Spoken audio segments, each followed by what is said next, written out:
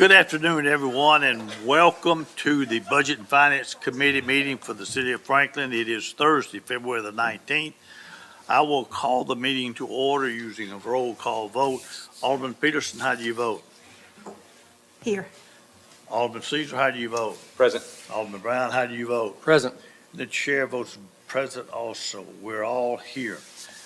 Next item on the agenda is setting of the agenda. If there's anyone that has anything they want to change on the agenda or make any additions or whatever, I will accept a motion to that. If not, I will accept a motion to approve the agenda as submitted. Chair, I'll move to set the agenda as submitted. Proper motion and a second, and is there a second? Second. Let's do a roll call vote on that also. Alderman Peterson, how do you vote? Yes. And Alderman Brown, how do you vote? Yes. Alderman Caesar, how do you vote? Yes. And the chair votes yes also on that. Any citizen comments? Anyone wish to make any comments to this committee? If not, I see none. Let's go to item 2, which is a budget presentation, finance and administration. Christine, I'm going to turn that over to you. We've got several speakers within that group, and I'll let you introduce those as we get to each one of the speakers then. Thank you, Mr. Chair, and thank you to the Budget and Finance Committee. This is a privilege for the group that I support to be able to be with you today. We have the official title of Finance and Administration. We refer to ourselves often as support services, so we do, of course, serve our citizens and our customers, but we also serve our employees, and we serve behind the scenes in many ways. But we are proud to do what we do to serve the local folks, and because we like to think that we help the rest of the departments to be able to do what they do best, which is provide services directly to our citizens. So we will start with our Finance Director, Margaret Wilson, with her presentation for the Finance Department. Good afternoon. I am Margaret Wilson, the Finance Director, and I work very closely with Christine and the other members of the Support Services team. So just to start out, the purpose of our department, as you can see, is to oversee the security and management of the city's financial interest. And just some of the highlights that we do is financial accounting and reporting, as you always see us in December with the audit report and the final annual report. We also invest idle funds. We maintain the city bank accounts. We do issue payroll, vendor payments for accounts payable. We do the audit, and we assure that the annual external financial audit is conducted and submit the annual report with our auditors to the state on time. We also support our purchasing areas of the city.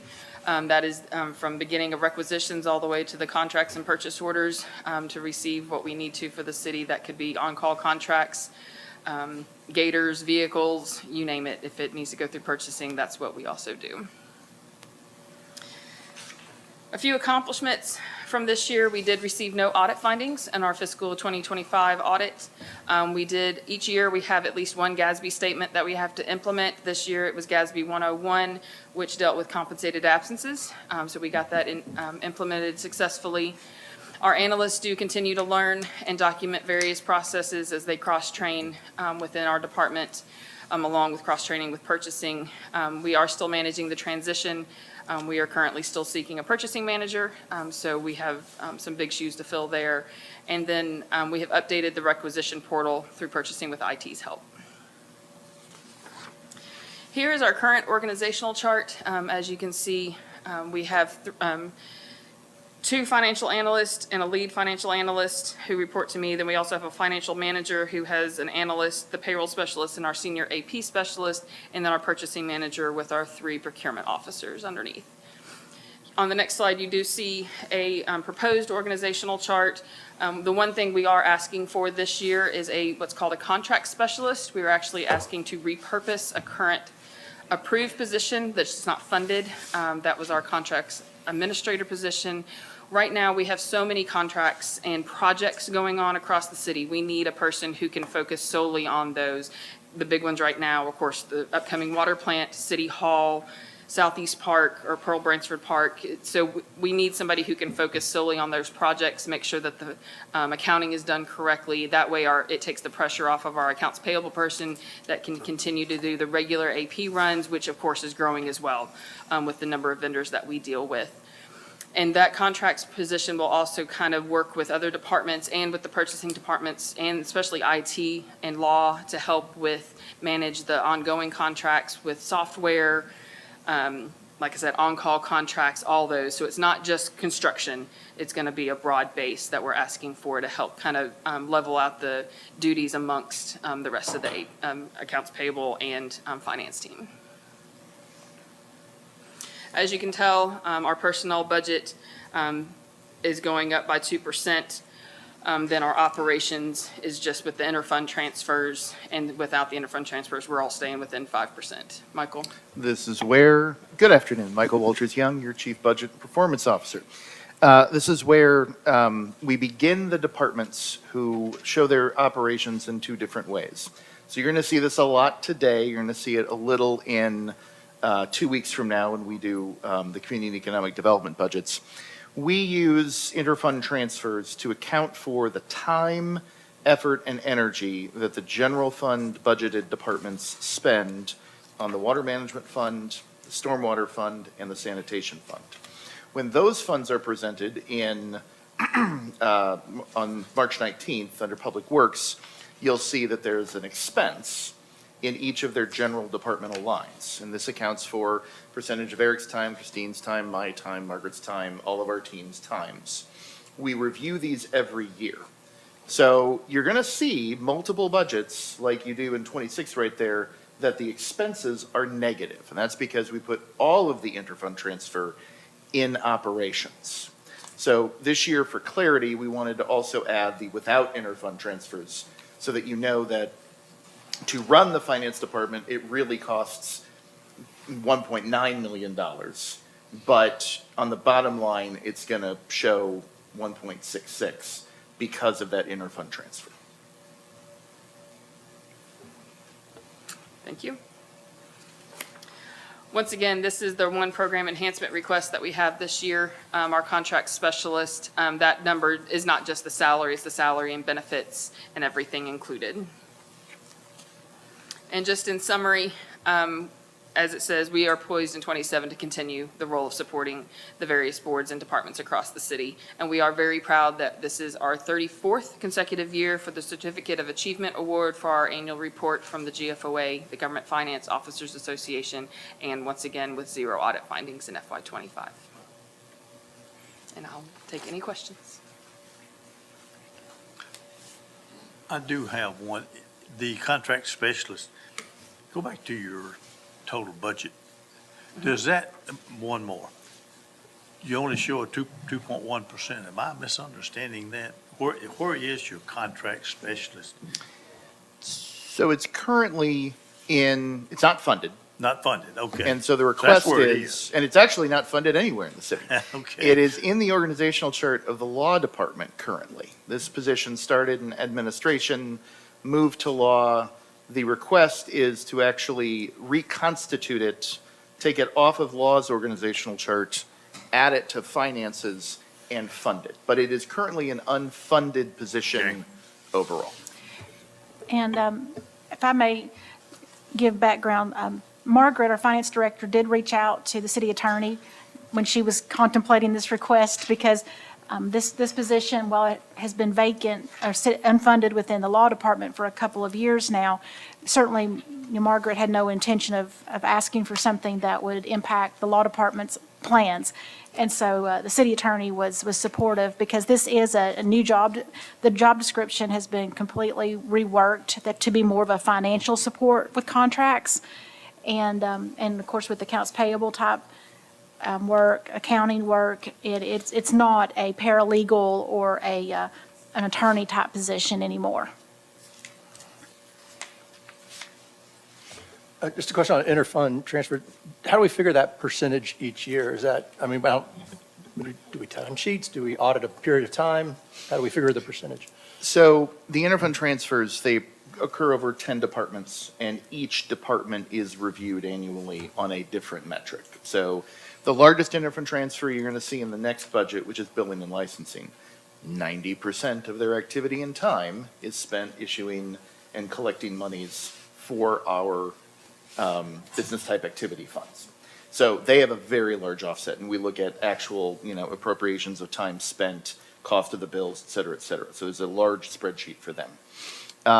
For departments like administration and for budget and performance, we simply take a overall percentage of budget, because there's not really a way for us. We do not log every hour that we spend talking about the Hobos pipe, although certainly it can. There have been hours.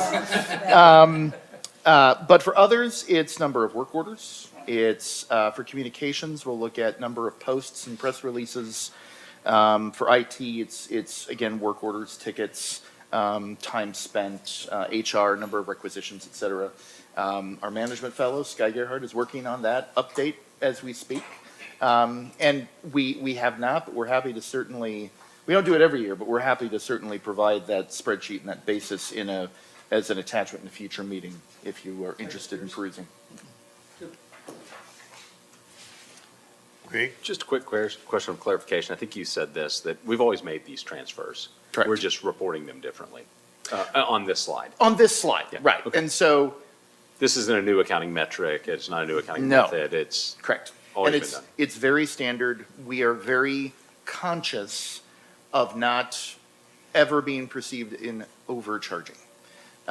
There's a slippery slope that some cities do, especially if you've got a power utility in certain parts of the nation, where there's hey, electric company's got money. You could give someone an extra budget. Hey, Yeah, let's try to, we are very cognizant, that's why we do review it every year. We've actually lowered these relatively sizably in the last several years. We did a full sort of assessment. A previous management fellow, Ahil Rajpari, looked at everything, and we ended up lowering. So we want to do that every year to make sure that we're staying current, but also, the majority goes against water and sewer because it's the largest by far compared to sanitation and stormwater, even though stormwater is going to take up the majority of the engineering department's time. So that's why we try to calibrate it and review it annually. That would be my only request, is if we're using good benchmarks and transparency. It sounds like we're doing that. Thank you. Sir. Any other questions, Margaret? All right, thank you. Christine, next. Our next department, we have Jessica Davy, our Billing and Licensing Department Director. She is also our city court clerk, and she is going to go over her budget request for both of these areas. Thank you, Christine. Good afternoon, Alderman. Jessica Davy, Billing and Licensing Director and City Court Clerk. So happy to be here with you this afternoon and get to tell you a little bit about our departments and go over our budget with you. So starting with the Billing and Licensing Department, you can see there, of course, a long list of all of the functions that we serve. We do all of the collecting, billing and collecting services for the utilities that we were just mentioning, water, wastewater, stormwater, and sanitation. We also collect and process business tax, alcohol tax, hotel motel tax. We issue various permits, beer permits, yard sale permits. So no 2 days are the same because there are a lot of different functions in our department.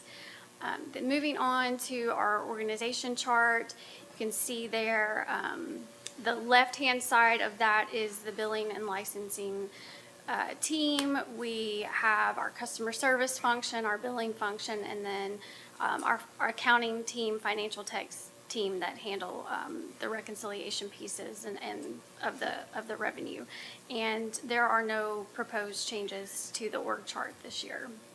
And then just continuing on with personnel, we did have one new hire this year. We are fully staffed. We have an amazing team.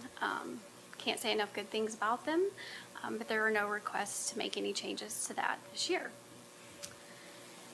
And then operations, of course, we just heard a discussion about interfund transfers, and you can see that does make a big difference there in our operations budget. And then really just wanted to highlight a few things from this past year and just touch on some things as we look ahead. Of course, we moved along with all of the city hall departments to our interim space, and we were proud to say that we didn't miss a beat. We had a very smooth transition. Huge thanks to our facilities team, the IT team, all of the city departments that came together to make that transition a success. And our customers found us. We're in the White House there on 9th Avenue around the corner, and they had no trouble finding us. You can see there that we continue to have high in-person and drop box payments. That number was, I think I did this around November of last year, so we were even a little higher probably through the end of the year. But we've continued to offer great customer service there in that space.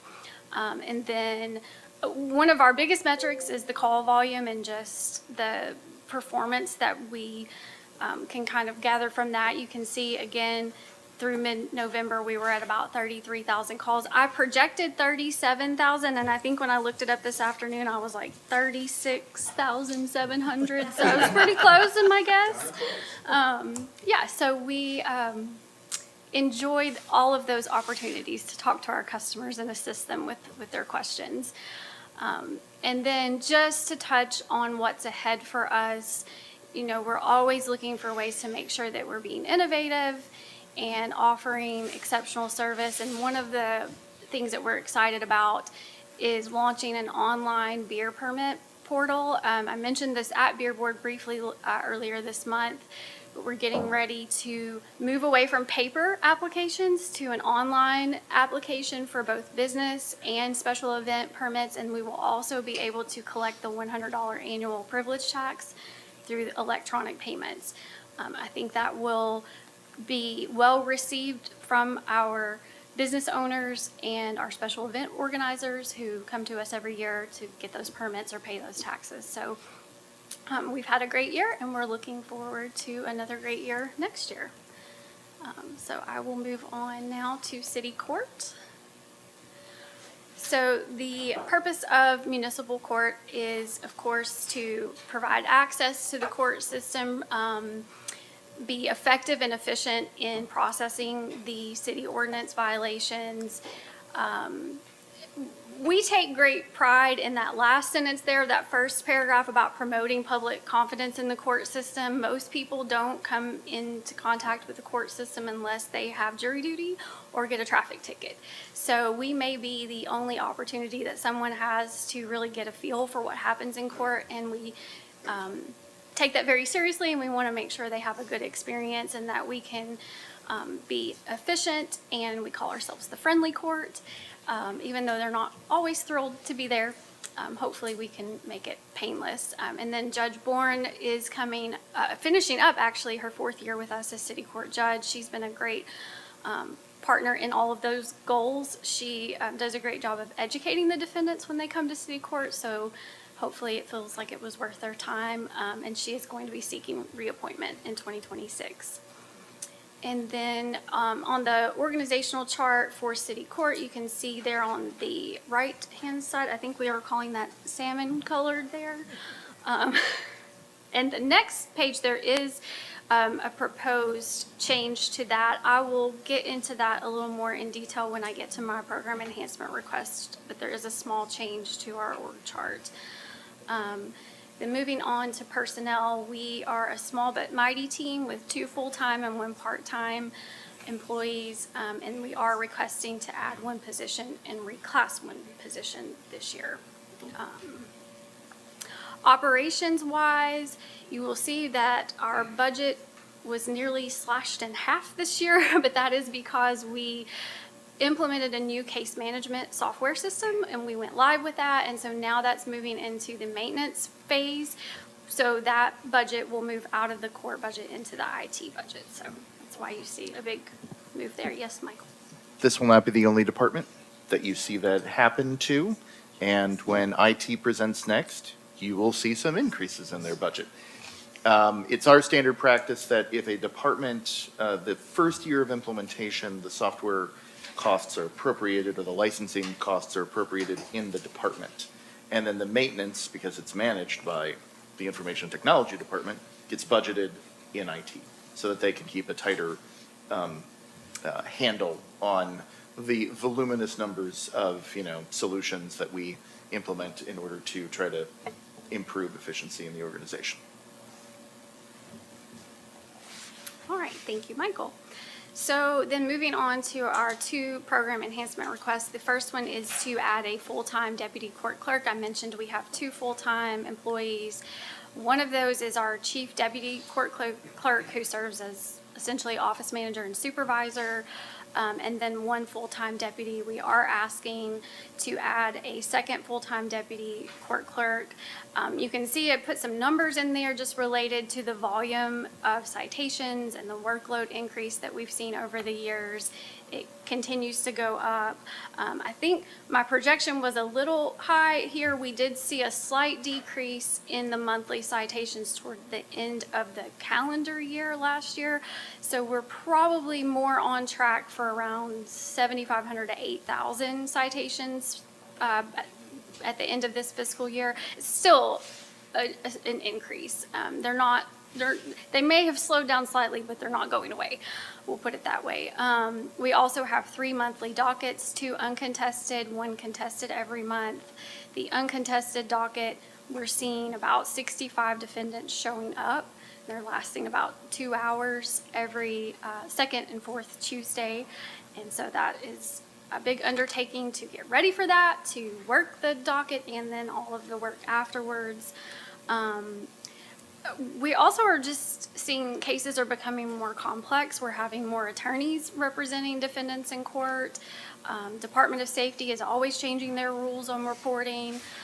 So it's not just workload, but also complexity that is changing and growing. And so I think the team would really benefit from having this additional full-time position, and we would be able to maintain the excellent service that we're providing, even with the workload increase. The second program enhancement is to reclass the assistant deputy court clerk. This is a part-time position, and historically it's been one pay grade under the full-time deputy court clerk. However, the job duties are essentially the same. We're asking the same of the assistant deputy. She has the same certifications, the same responsibilities, and so for equity's sake and retaining good employees, it makes sense to have those positions be the same on paper as in reality. And so we're asking to reclass that. And then just to summarize, I mentioned that we launched a new, very modern case management system that was the result of really 2 years of hard work from my chief deputy court clerk, the IT team, coming together to find a system that would really increase efficiency, bring us into the modern era. We now have online citation payment. That has been huge for us. We went live with that in December, but the QR code, we now have a QR code on the back of your ticket, and that did not go live until just 2 weeks ago. So that is brand new, and we've already seen, I think, 75 to 80 payments online just in that short 2-week turnaround time from tickets being issued. So it's working. It's been fantastic. It helps the people who want to just pay and move on with their life to do that, and then the people who really need our time and attention can come in or call us, and we can devote that time to them. You can see there again the citation volume, and then really just looking ahead, we're fine-tuning that new software, really familiarizing ourselves with the reporting features so that we can make the most of it, and just continue to serve our citizens to the best of our ability. So that's it for me, and I'm happy to answer any questions you have. Any questions? Matt? So you're dropping the part-time role and taking those funds into the 2 roles, the reclass and the other role you want to add. Am I understanding that right? So there were, and Michael, you can help me if I get this wrong, there was a funded part-time, approved funded part-time, and an unfunded part-time. So the unfunded part-time we're relinquishing, Gotcha. and the approved funded part-time we're requesting to reclass it. Got it. Okay, I'm good. Greg? Thank you, Alderman Barnhill. Good job, Justin. Thank It's you. good to see you not at Beer Board And not in city court. and not in City Court. I haven't seen her there. but- To be Yeah, clear. yeah.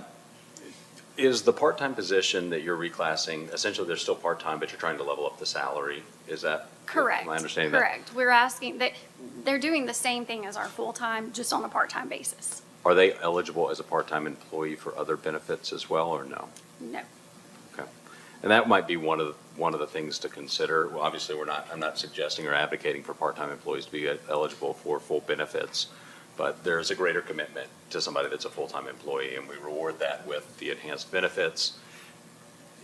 You know, I think you're making a fair argument for trying to equalize the compensation for that individual, assuming that they're doing the same work and that we want to retain that person. The other question I had, and this might forgive me for being a bit granular, but as I'm looking at your general performance measures, something happened in 2023, fiscal year 2023. Either a lot of people started moving and violating at the same time, or a lot of people started parking and violating. I think I know what happened in 23 on the parking side, but what do you think happened to really spike 23? And then it came down a little bit in 24 and 25. We're more than 100% growth than year 2022 in moving violations. Well, I don't know if I can speak as to what happened particularly in that time period. I would say, and Michael and Eric may, or Christine may have something to speak to that particular time period. My comment would be just about the trend in general with the increase, I think is a result of a few different factors. Our population has grown. We continue to see lots of visitors and people who work in Franklin on the roads. We've hired more police officers. We have seen some of our roads be improved. I know there was widening of Matt Hatcher. We have Matt Hatcher a day quite often in city court. So we're seeing maybe some efforts on the police department's part to educate our citizens on speed limits on some of these new roads. So there's different factors, I think, that go into why we're seeing an increase in tickets. As to why it was that particular year a big jump, I'm not really sure. I don't know if anybody else has any insights on what happened. It was well enough after COVID, maybe that, I don't know that had an impact. I'm just curious, I mean, 100% growth in any metric is a lot, right? Yes. And then the downstream implications to your court docket are significant, Yes. right? And maybe in the future, seeing trends like this would inform if we're going to hire 15 new police officers, and I'm sure we've considered it, but there might be a 10% bump in number of parking violations or a number of moving violations. Because those numbers, like, your court got pretty busy. Yes. In 23, 24, 25. And it has not slowed down. It hasn't slowed down. So we haven't seen an outbreak of people not making these moving violations, which you hope with enforcement that people learn and stop, and doesn't seem like that's happened. So food for thought there. And then the final piece with 37,000 phone calls coming in, have we evaluated, maybe not just for your department, and I hate to even bring this up, but in another world, I'm exploring AI-directed call options. 37,000 phone calls takes a lot of your staff's time. I would not want to eliminate the staff. I Sure. would want to reapply those staff in areas where it is human intervention that's Yeah. needed. And so I don't know if I want to introduce this, but from an efficiency and from an operations standpoint, I just want to put that kind of seed in the ground there. And just to let you know, we do actually have an automated payment piece to our phone system where they can call, and it's, I guess Jason can probably tell you whether it's AI or not, but it is an automated payment system. You may have used it before. I know mortgage With AI, payments. it's a buzzword. Yeah. What we've experienced is there is some learning that has more of a human flow to Right. it. So it's not like the phone tree that I've been exposed to in the past where I scream representative into the phone and hope that a human Yes. picks up. But just wanted to plant that seed. I don't know if we're ready yet. I don't know if the system's ready yet, but when I saw 37,000 calls, that's a lot It's a of time. lot. It's a lot. And I can tell you that my team is very forward-thinking and always looking for ways to be more efficient. So it's definitely something that I think will be in the conversation in the years to come because it's, it very well could be a way to help us manage that call volume better. We have enhanced our phone system over the Yes. last several years so that we have a really good handle on what's coming in, how quickly they're answered and addressed. So we have raised the bar on the traditional phone system to be more sophisticated and be able to track our productivity and working Correct. with those callers that we do get.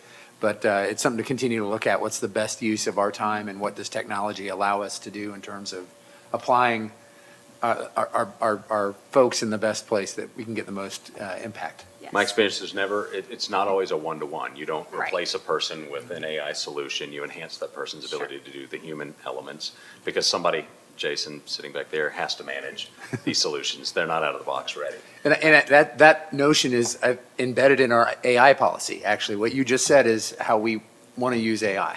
How does it enhance what our people do, get the most value out of the application of the human resource with technology helping us leverage it? And I do go back to the beer permits, I don't, and I just have, I think it's mentioned, are you talking about the online payment? talking about or the portal? online. Yes. Yeah. so don't we do online, not the permit, not the application, but the permit? Don't we do that now? We do not. So we mail out a bill to the people, they send that in sometime between January 1 and January 31, Correct. unless they pay early, and that's Right, we prior actually to. start billing them in October. We Okay, send them a bill once a month, starting in October. so November, December would be on time.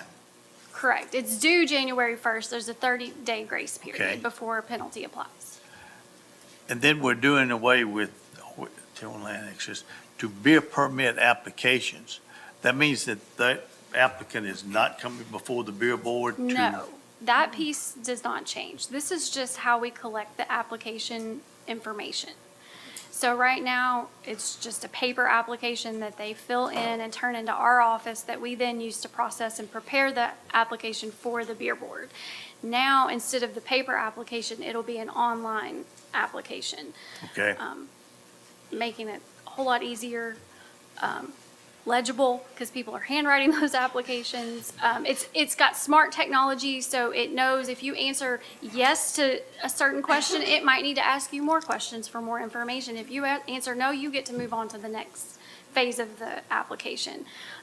We're doing this in partnership with the communications team. I don't know if they've already come before you or not. I don't want to No. steal their thunder. Later today, Um, but the other piece was already included, that you're going to, Okay. open counter. Yeah, so they're launching Right a here. new system for their special event permits, and they were kind enough to include this process, this portal, for us to be able to use it for beer permits. And we're really excited. I think it's going to be fantastic. well, the reason I ask is I think Greg would tremendously miss the beer board. Yes, we're not doing away with that at all. No And the worries. Sorry. opportunity to sign his name to Yes. whatever. Okay, Yeah, good, no, that's not changing. all right. As well as Chairman Potts would miss that. I know Chairman Potts would miss it. I did have one final question, if I could, Mr. Chair. Jessica, how many of those beer permit fees were collected? 100%. On time, 100%.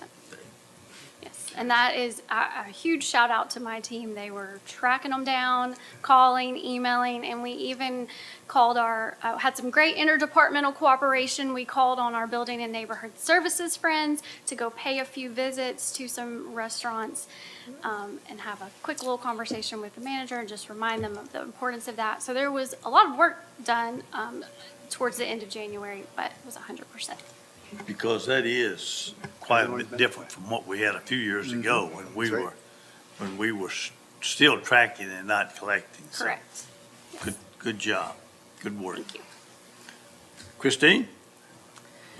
Thank you, Jessica. And as we welcome our IT folks. I think one of the things Jessica brought out very well in her presentation was the people element of what we do. And the billing and licensing team and the city court clerk team, they certainly, they serve folks sometimes in really difficult times in their life. And whether it be financial difficulties or just difficulties in life in general. And they do a really compassionate job of working with folks who have those needs, and certainly having utilities and sanitation services and being able to work through their questions with the city court are really important to people to have that very respectful and compassionate service. So we do, that group is a very mighty group, and I'm always very proud of how they treat our customers and our citizens. We have our information technology team, and we represented today, Jason Potts, our director, and we have Brandy Arnett, our assistant director.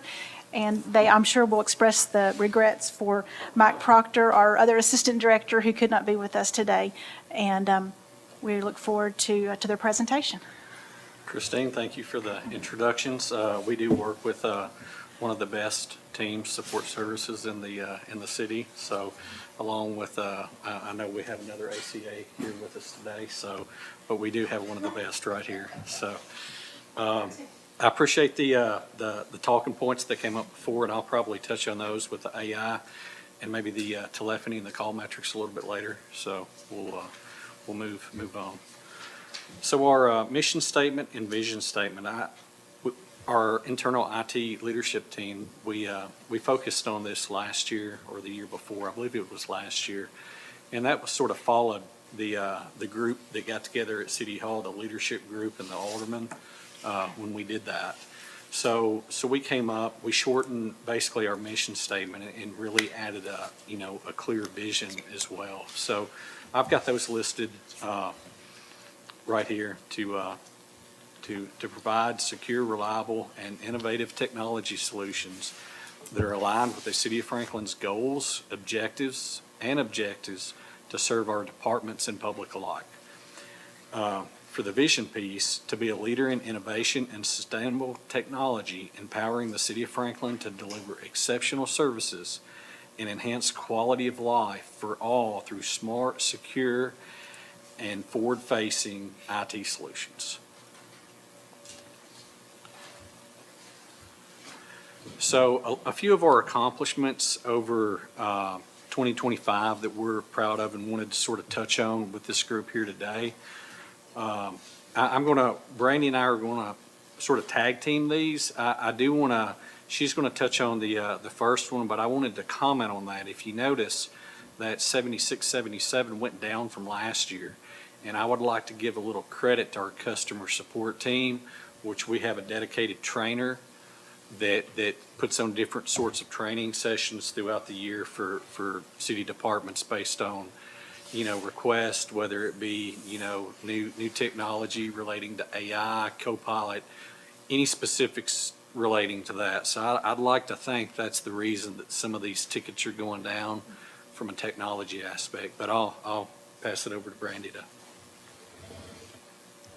So as you mentioned, we worked and dispatched 7,677 tickets, and then we completed 55 projects. We also developed a solution for automating staff notification for unapproved purchases for the purchasing card system. So what this does, it emails staff and lets them know when they have transactions to approve, and then. Yeah, and that I want to put a little attention to that, and I know Margaret in purchasing, this is something that it only takes up 2 lines here, but the work that we put into it from a programming standpoint, and also to help our purchasing area, really helped reminded all the purchasing card holders, because we get involved and staff gets involved in their daily requirements of what they need to do. And sometimes these things get overlooked. So this is sort of a repetitive service that will go out until they can get that knocked out. So the next thing on the accomplishments, this is where Mike Proctor would be, and he would be sort of sharing this piece. But we did install a 400 gig direct fiber link from our main data center to our DR site. So that helps us out a whole lot from a synchronous data replication standpoint from our storage. We worked very close with Scott in our EMA group for the trailer technology, coordinated and supported him and that team and their efforts to bring that to fruition. Our team also worked, this is really more from a cyber perspective, but worked to implement, it's an advanced email and end-user training platform that just adds another layer into our cyber arsenal of what we have in place. Windows 10 depreciation, Windows 11 upgrades for all devices, and Brandy can Yes. jump in. And our development team worked with the police and fire departments to develop some applications to support their area operations.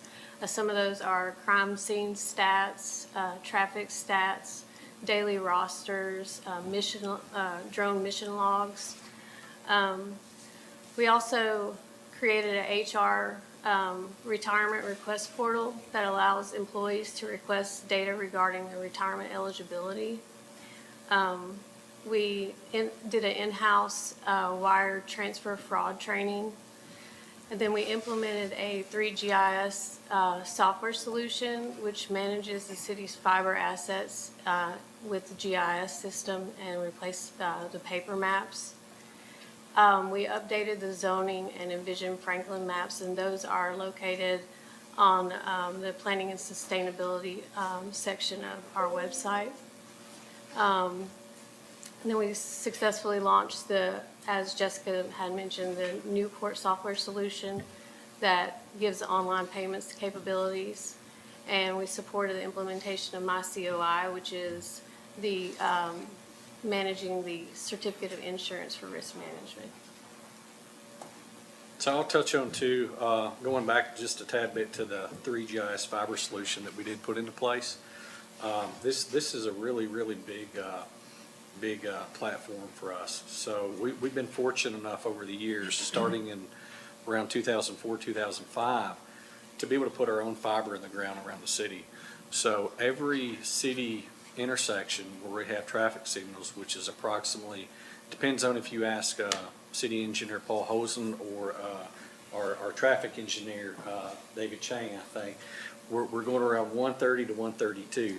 So we do have that fiber connectivity to all of these locations. And so, which means you've got different colored pairs, we've got, different fiber strands, and then also to all of our city locations. So having a platform and a solution in place that allows us to manage that, and the inventory, that piece, the footages, where they are, the manholes throughout the city is a really, really big deal. So I wanted to sort of concentrate on that a little bit. Again, also for, since Mark is here, Mark Hilty, for the water department, the virtualization of our SCADA sites.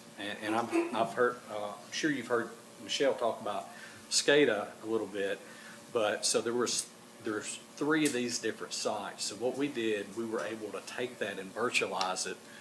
And when I mean virtualize it, we took the physical hardware at these sites and put it into a operating compute environment that's virtual per se. So if something happens, if something fails, hardware-wise, we would be down in a specific area. With the way it is now, it's just going to fail over to another site. So that was a really big thing. Our network team spent quite a bit of time to get accomplished. So wanted to highlight that for them and our water team. I'll hand this one over to Brandy. This is sort of a dashboard report that our team had put together, but it's got some quite a few different numbers on it. Yeah, so this shows the number of tickets that we've worked in 2025. And then it also shows the number of support reps that we have. So the support reps would be people that get the tickets and actually work the tickets and close them out. And then we have 485 users that actually submitted tickets within the system. And then it's broken down. This is just a screenshot of it, so we can't click on it, but it's broken down by department and the different numbers for the departments. Yeah, and one question, like if I looked at this, the first question I would ask if I was sitting on your side is the number of tickets that we had in accomplishments starting off does not match the number of tickets that's on this slide. And the reason for that is our fleet team and also our HR team, they use this for internal reasons as well, to keep up with things that they're working on. So that's the reason those numbers don't match. Next is our sort of our dashboard that we keep up with projects on. Yes, so we had 55 projects that we completed, and we currently have 33 that are in progress and 25 that we are talking about, but we haven't actually started the process yet for the projects to kick off. So yeah, this is just a screenshot of the tool that we use to sort of keep up with projects and maintain that. So our organization chart here, so we have 7 different teams that we have within IT, and each of those teams, we can sort of run through these. But technology is so broad nowadays, so we've got to have that depth with our organization and the size and the efficiency that we do. So we have 7 different teams. Our customer support team, our IS team, which is made up of analysts that really support the individual applications. And then we've also, our newest team is our development team. So they work on dashboards and potentially building internal applications that can be used across the organization. We've got our GIS team, communications team, which typically works on our fiber telephony system and our shared radio system that we have, with the county. We've got a network team and then also a data center and security team. So this is sort of how our focus is split up within the technology area of our operations. Okay, I'm glad Michael touched on the without interfund transfers, because that's we're going to really highlight some big number differences there. But as Michael spoke on, typically, like if there's a department or a project that's coming up, that department itself will fund the first year purchase and service. And, IT will take over the maintenance costs thereafter. That's for a multitude of reasons. I think, primarily the transparency, and then also the reporting capability that it allows us to put on paper for you guys to see. So that way we're not having to go, or the budget team's not having to go pull from all these different funds across departments. So we just feel like that's a little bit cleaner and easier to keep up with.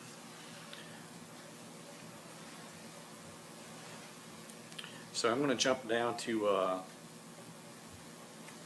program enhancements, and these are 3 of the things that we're asking for this year. I will note the total, the cost is really down from previous years. I want to highlight that. So we do have a need for data center storage, which is, as we grow, our data grows, right? So looking at that, we've got different tiers or different platforms of storage, and what we're really focused on here is our tier 2, sort of our data that's stale. Maybe it's camera data, maybe it's file share data. So it's not typically, it doesn't require a lot of performance in order for it to run. So we would like to pull some of the data that we've got on higher performing, more expensive platforms and put that on a tier 2. So dollar for dollar, it's a much better solution for us. The next one is the AI, artificial intelligence, an administrative solution. And what I mean by that is we've got quite a few that's here with us today. So over the last year, with the support of our IT steering committee and Mr. Stuckey, we were able to form an AI committee. So we really look hard at the internal things that we're doing and making sure that we're using that, number one, in a responsible way, and using it, like you said, Alderman Caesar, to not necessarily, it's not a one-for-one. It's to provide capacity to that one, and just to use our time more wisely and more efficiently. So we're really looking at a few different ways and options to really grow that. Also working with HR, with Kevin and Jamie as well. So we're part of a group that's based out of it's the city of San Jose in California. So that's a Gov AI operating committee. So we go down there once a year and sort of look at the different, the trends and what's coming up, and really what's government focused, and sort of how other governments are using it in their operations. So we're plugging this number in, and we're really not sure. There's quite a few different solutions out there, but we did want to make sure that we get a placeholder in there for a platform that we could use administratively to really tweak and see what and how that and where we can use this great tool, in the organization, and how we can provide that, and then, get people comfortable with it and using it, because it can be scary, for some. But, there again, our focus is using it in a responsible way and a human-centric way that adds capacity. So, the last one is professional communication software, and that's pretty much a fancy way of saying really how Grammarly is like an example of that. I don't know if y'all have used it, but we get so busy, and I know you all do too, with maybe your day jobs or just in general in your personal lives, replying and trying to make sure that you're drafting and writing emails appropriately and writing memos. And we've currently got close to 70 staff members in the organization that is either using this or paying for it on their own. And we wanted to put this in across the entire organization to help them, from drafting to improved communication styles, et cetera. So that's the third one that we've got in. So I don't know if there's anything that Eric or Christine, y'all would like to add to the what we've got out here. I know we've sort of talked through it, but Nothing really to add. This team touches everything we do. Technology is integrated in what we do and how we do it, and we continue to look at ways to best support it and to leverage those human resources with technology that amplifies it and helps us apply it the best way we can. So that's the spirit that we bring to all of this work, and thank the IT team for all of their efforts. This was a big year because we transitioned to interim space. They were a key part of that, along with the facilities folks you'll hear from in just a little bit, along with the whole team, to make that work. And it went about as well as it possibly could have, and I want to thank them again for their work on that and all aspects of what we do. thank you, Eric. So in closing, we appreciate the board, city administrator, and all of our ACAs to support us in what we do. Upcoming forecast for the following fiscal year 28. Obviously, we're looking at architecture and technology for the new city hall. Hopefully, that will be awesome, and it will be a good experience to have that, and provide that for the citizens. Continued responsible integration of AI tools, and we're really looking hard at some of our tools and platforms that we use across the organization that flow from really start to finish. Being able to integrate that and just really building capacity into our processes. So we're looking at ERP is the basically the acronym for that. So we're looking at different tools, different modules and things to improve that capacity.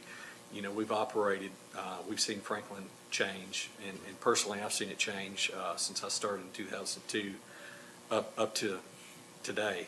And we've done a really, really good job meeting the needs and meeting the demands and the growth. but we're to the point now, having that software that flows from start to finish and sort of ties development into our financials along with permitting and things like that, will really add a lot of capacity to our operations. And that's something that we definitely want to be a part of and support that process. So thank you all for your time, and any questions? Matt?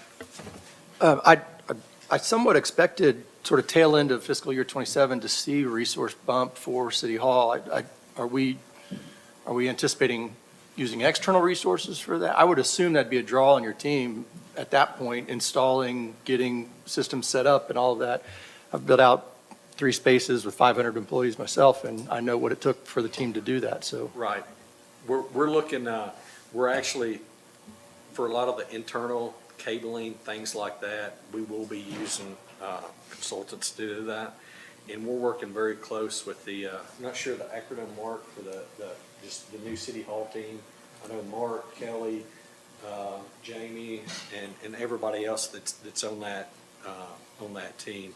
A lot of this stuff, we're going to use, governmental type contracts that we have in place and access to for a monetary standpoint to use. All the configuration, though, is something that we want to do internally. And those are largely integrated into the project itself as opposed to the operating budget. So there's a balance there of what we will do as we move into the operational mode, but those costs and the fit up, if you will, of it is largely a project cost that we've built into the FF&E and those components. Mark, anything? Yeah, we actually recently just reviewed what we're referring to as owner-purchased, owner-installed equipment and things like that. Jason had mentioned they have currently contracts that they can get equipment a lot cheaper. Also, when you go through a contractor, you have to pay taxes as well, so we avoid that 9.75%. So we're trying to balance it. We don't want to overwhelm the IT team, but we're trying to make the best use of funds as possible. So. Mark? Matt, anything else? If we did, you've got 3 program enhancements, right? Yes, sir. So if you did all 3 of them, you would still have then the following recurring year after year after year, the 40, 75, and 40,000, right? We would not. Well, yes and no. So starting out for the data center storage, that would be a one-time cost. So that would be in addition to what we have in place today. So there would be a percentage amount that would go into that, which that percentage amount is around 10% of our total, that would fall into maintenance. But that 385 number would not be recurring. Okay, The next two would be more of a platform for like service, subscription as a service. So those would be. Be recurring. Those are built into the PR, in the PR So, form. I guess what I'm asking is that if they were approved, then technically they are automatically approved in the next year. You're not, right? That's correct. Okay. If you look at your attachment, you have two attachments per department in Civic Clerk. You have the budget, the base budget document, and then you have the program enhancement requests, or PERs. This year, my team tried to simplify them insofar as you have your FY27 costs and then a recurring cost and a one-time cost. So in the case of the data center storage, 385 is the initial investment, 40 will be the recurring. And then in our AI, it's 75, that would recur every year, and then professional communications, that would recur every year. We've tried to make that distinction to make it a little bit easier to show and we've tried it in different ways. I think the way that it looks now is as easy to understand as possible, and let you know what's recurring. And when we put together the final summaries for the PERs, we certainly can itemize precisely what is that one-time investment versus what's the add to budget. Councilmember Crane. Any other questions? Jason, Randy, thank you. We appreciate it. Thank you. Christine? Yes, thank you. As we transition, once again, I do want to also share this appreciation to the board for support of IT department. So much of the accomplishments that you've heard, both with public safety last week, and then you've already heard the first two support services today. Jessica and Margaret talked about accomplishments that were technology-driven enhancements. And so, for example, the Catalyst software for city court clerk, and those were hand-in-hand projects with IT department. So your support of IT has enabled them to really be able to walk with departments throughout these multi-year technology enhancements. And so we do appreciate the board's support and Eric's support, because our departments really appreciate that. And to add to that, I'll be real quick. I didn't touch on it when the organization chart, but we do have 29 FTEs, full-time employees in IT. And we've got a super talented group of people. So I just wanted to make sure that was shared as well. Jason, you must not been but 10 or 12 if you started 2002. He's 8. You're employee number 2, right, in the IT department? So we're at 29 today, but there's the second IT employee we ever hired. Christine, Well, you're next we're going to welcome our Human Resources Department and leadership. We have our Department Director, Kevin Townsell, and he is joined today by HR Manager Sean Groves, Organizational Development Manager Jamie Ewald, and there is also our Risk and Benefits Manager, Sarah Silvas, who was not able to join us this afternoon, but she is certainly well represents the benefits and risk of the department. So we look forward to hearing from HR. Thank you. As Christine said, I'm Kevin Townsell, Director, Human Resources Director. We call it the Director of Human Resources and Risk Management, and we're going to get into that a little bit because we have a lot of different divisions. Let's go ahead and go to the purpose of the department, and you know what they are. We recruit, we interview, we rate cert lists, we reward people, we educate people, we implement and create the HR manual rules and regulations. We train all of our employees on the OSHA regulations and civil treatment. We administer the city's workers' comp program, manage the safety program, employee benefits, I'm talking about medical, vision, dental, others, and also workplace investigations. And that's just the tip of the iceberg. But that's, in general, what the purpose of the department is. The next slide, you'll see that's our current organizational chart. And you'll notice there's not an assistant director there, and we'll talk about that in a second. As Christine just said, we're fortunate that we have some strong people working in this department. It's a department of 14, and I can't have all my managers here because Sarah is working on something right now. She's working in the office today, but she's busy. She can't be here. And her job is the one all the way to the left, the Risk and Benefits Manager on your screen. And also, as Christine said, I have Sean Groves here, who is our HR Manager, and Jamie Ewald, our Organizational Development Manager. So that's why we can work without having an Assistant Director this time. So that's the current org chart. You'll see in the next slide, there's a proposed org chart, and we'll get to that in a little bit. It deals with one of our program enhancement requests. This would be to change it up a little bit. It is a request we have. It's the 4th out of 5. So I have some others that are listed more important, and I'll get to those right now. As a matter of fact, I won't talk all about them. We'll also have our managers talk a little bit about them as well. You'll see on the next slide, we have the base budget request. It doesn't represent much of a change. You'll see that the increase is due in large regard to the fact that increased medical payments, premiums, and retirement benefit costs. And Michael, is this where you wanted to chat a little bit about the interfund transfers or anything? I get it. Got it. I think that bridge has been crossed. Okay, I thought you did a great job with that. All right, so on to what we want to talk about in terms of our program enhancement requests. Number one is the timekeeping tablets. We have to figure out what to do because what we currently have, the 30 time clocks we have are not going to be supported past 2027. So I'll let Sean talk about that one. Yeah, currently all of our, I'm sorry. Currently, all of our employees, we use UKG to capture our employees' time. Our hourly employees, we have 30 time clocks throughout the field that they use that helps record that time, make sure we get that time to payroll and they're paid properly. But unfortunately, recently, UKG let us know that the current model, the InTouch 9000, after January 2027, we won't be able to use them anymore. They'll be inoperable. So they quoted us for the original quote of $204,000.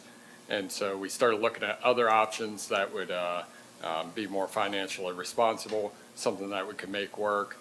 Started looking at tablets. We got with our IT department to see, is this a possibility? Can we make this happen? And they said, absolutely. So we're looking at about 45,000. So saving about 159,000 by just switching to the tablets.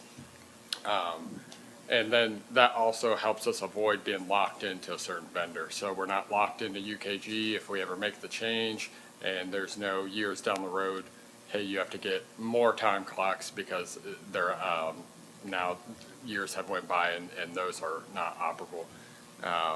So the tablets lets us also, if we do decide to change systems, we can change away. Tablets allow us to use different programs. So it gives us that flexibility. So this request is just a necessary replacement to avoid any payroll disruptions, and then it's significant savings and offers long-term flexibility. Thanks, Sean. Sean's being modest because he was actually the one who came up with the thought. And then he got with IT about, well, $200,000 to replace the time clocks. There's got to be another way we could do this. And so, great job coming up with the tablet suggestion. This next PER is our second one we really asked for because we have in the past used Cadient's applicant tracking system, and it was fine when we got it. We've had it for a long time, but I think Sean's going to talk to us about why we really would need a new applicant tracking software. Yeah, so this is a big one because this is the first impression that people get when they apply to the city of Franklin. This is the system that we use to post all of our jobs. This is the system that our candidates use to upload their resumes, upload documents. So we want this to be flawless. We want this to be an easy way for them to go on, apply for jobs so we can recruit the best talent. Our current system, like Kevin was saying, it was good at first. We've had it for some time now, and it's just very limited. It doesn't allow us to do a lot of things. There's a lot of errors in it. So we're just looking to upgrade from there. And we're looking to bring our onboarding process to be more modern, more seamless, and easier for the candidate. Currently, we are in a expiring contract with Cadient. That expires in October of 2026. So we're looking to just kind of replace that current contract. Benefits for this, switching out, a lot of new software offers mobile-friendly applicants where they can go online and just apply on their phone. So we're looking for a program that we can do that. We're looking to have a stronger onboarding, and then most importantly, that first impression.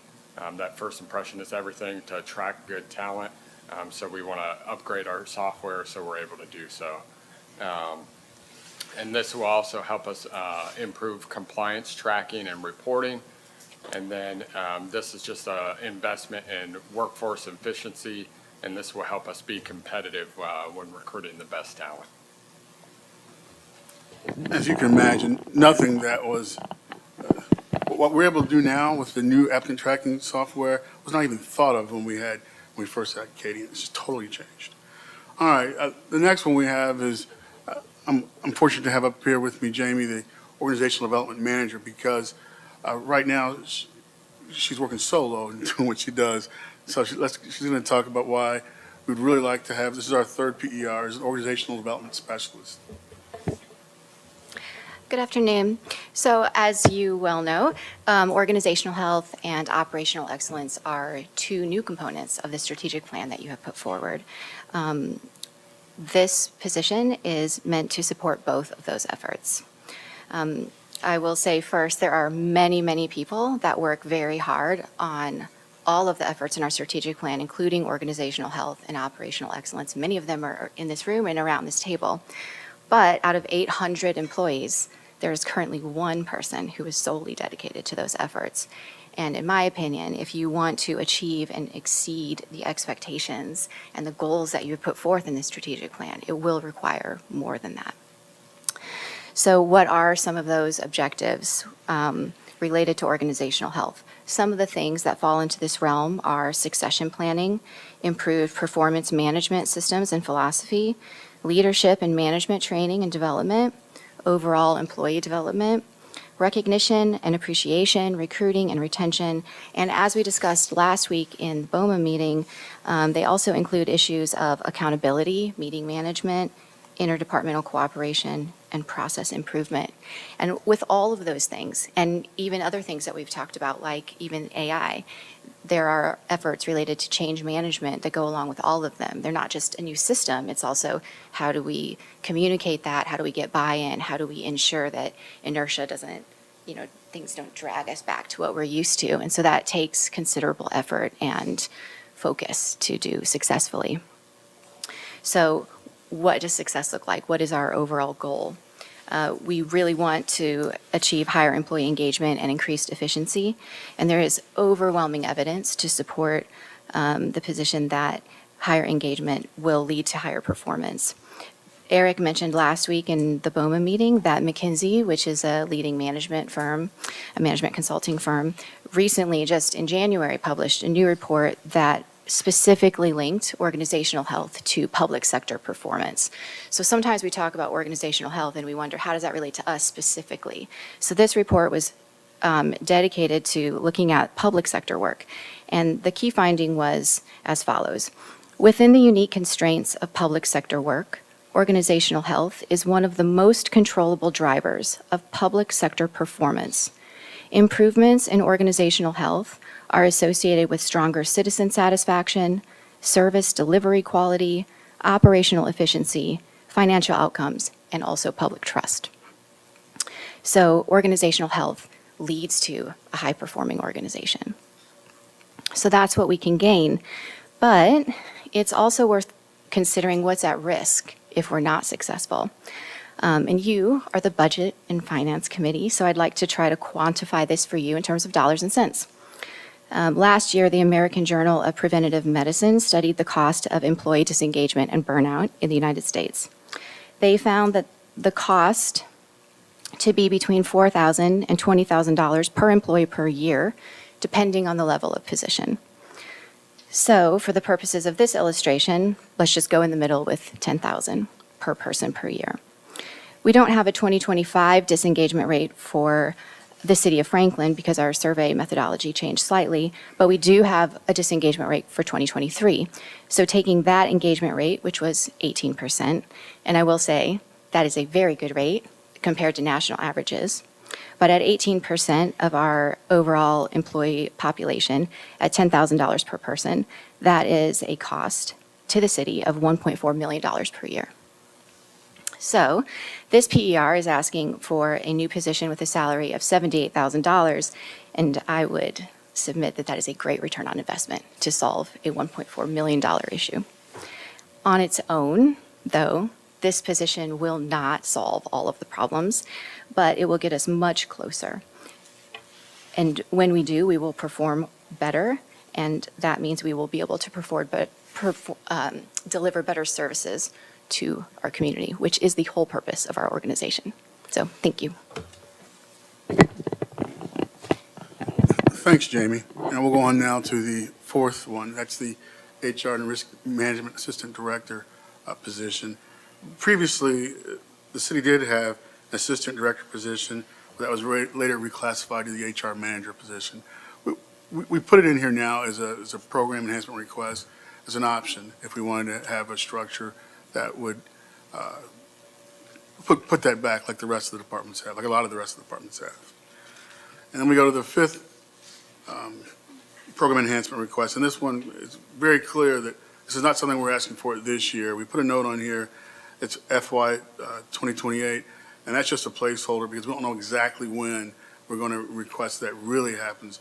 It goes back to what I started off with. Right now, we have somebody who's very effectively our risk manager and benefits manager. That's one person, though.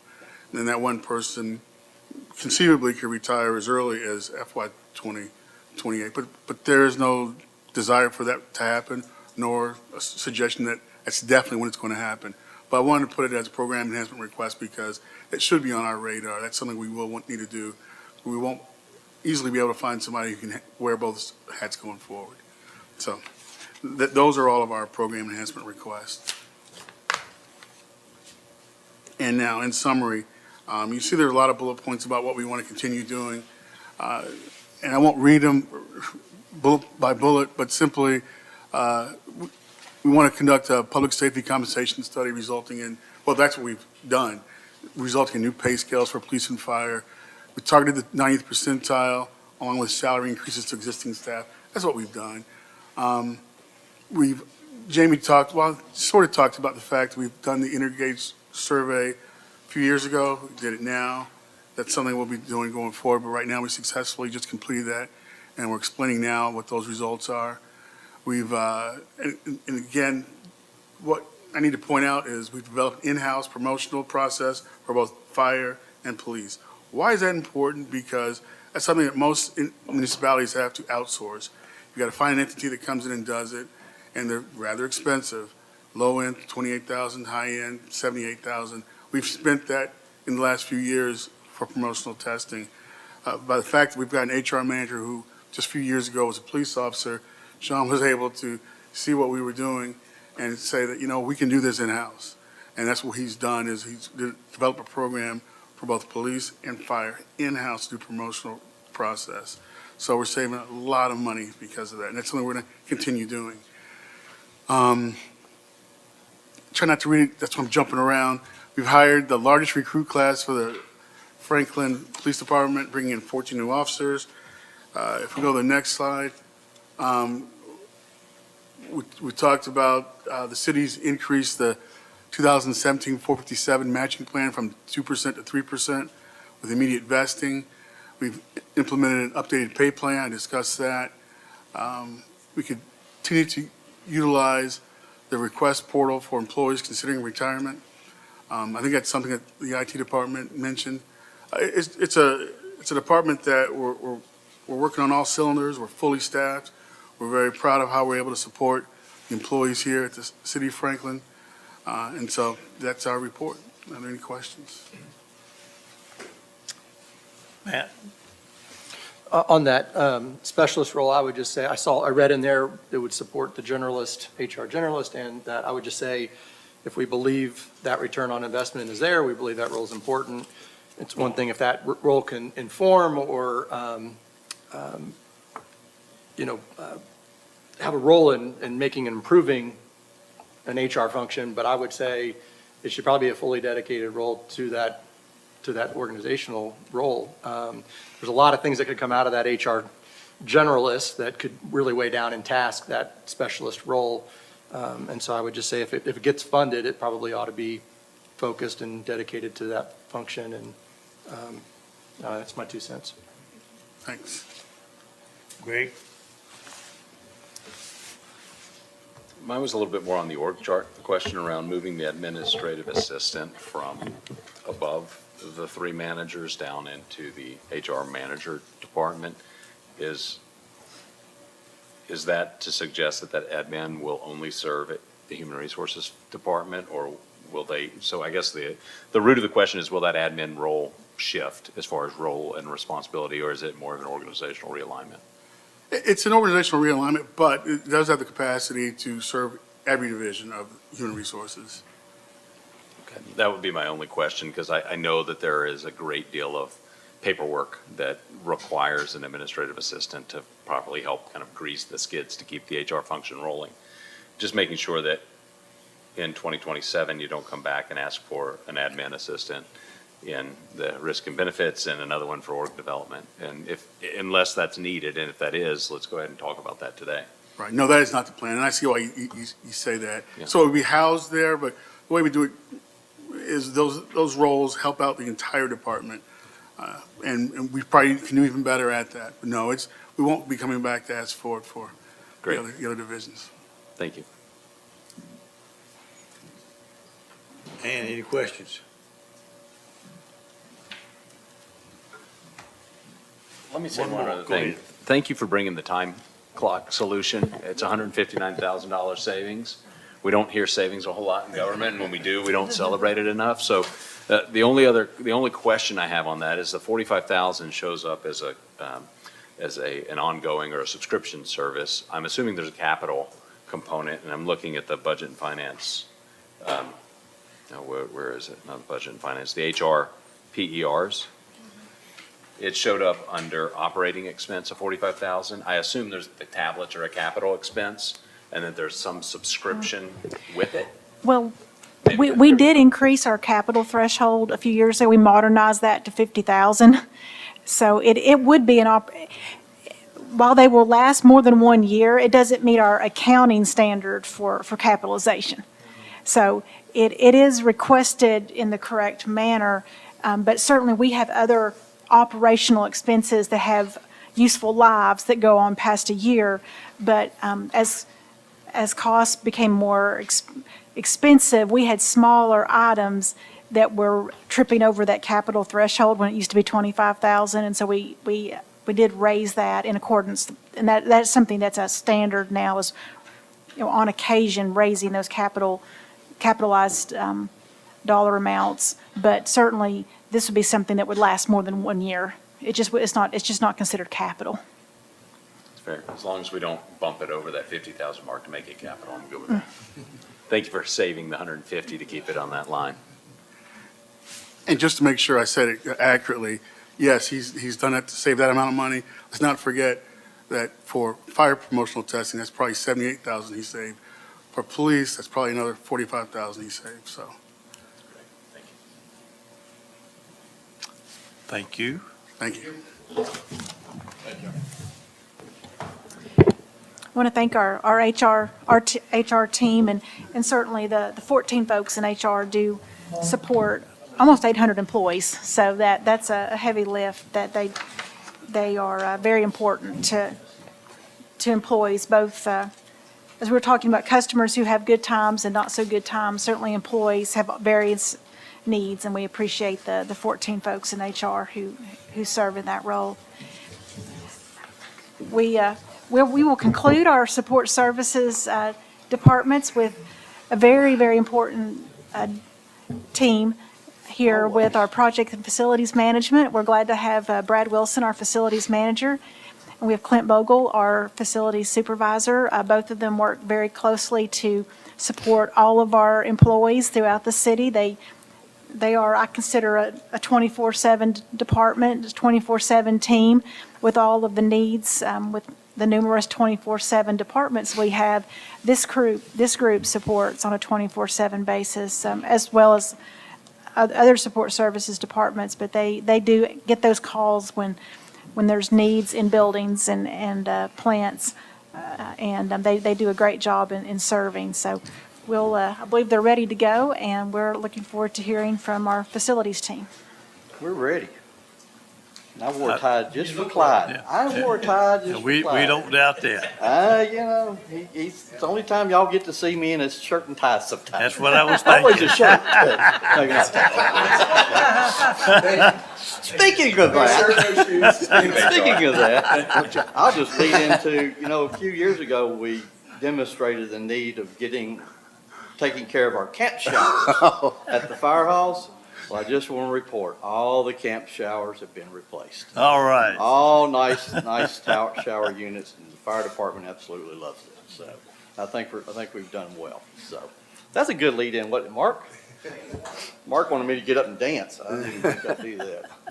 So going into our 2027 budget. As always, the purpose of this department mission is consistently deliver effective programs and efficient facility services based on sustainable and collaborative outcomes aligned with the City of Franklin's core mission.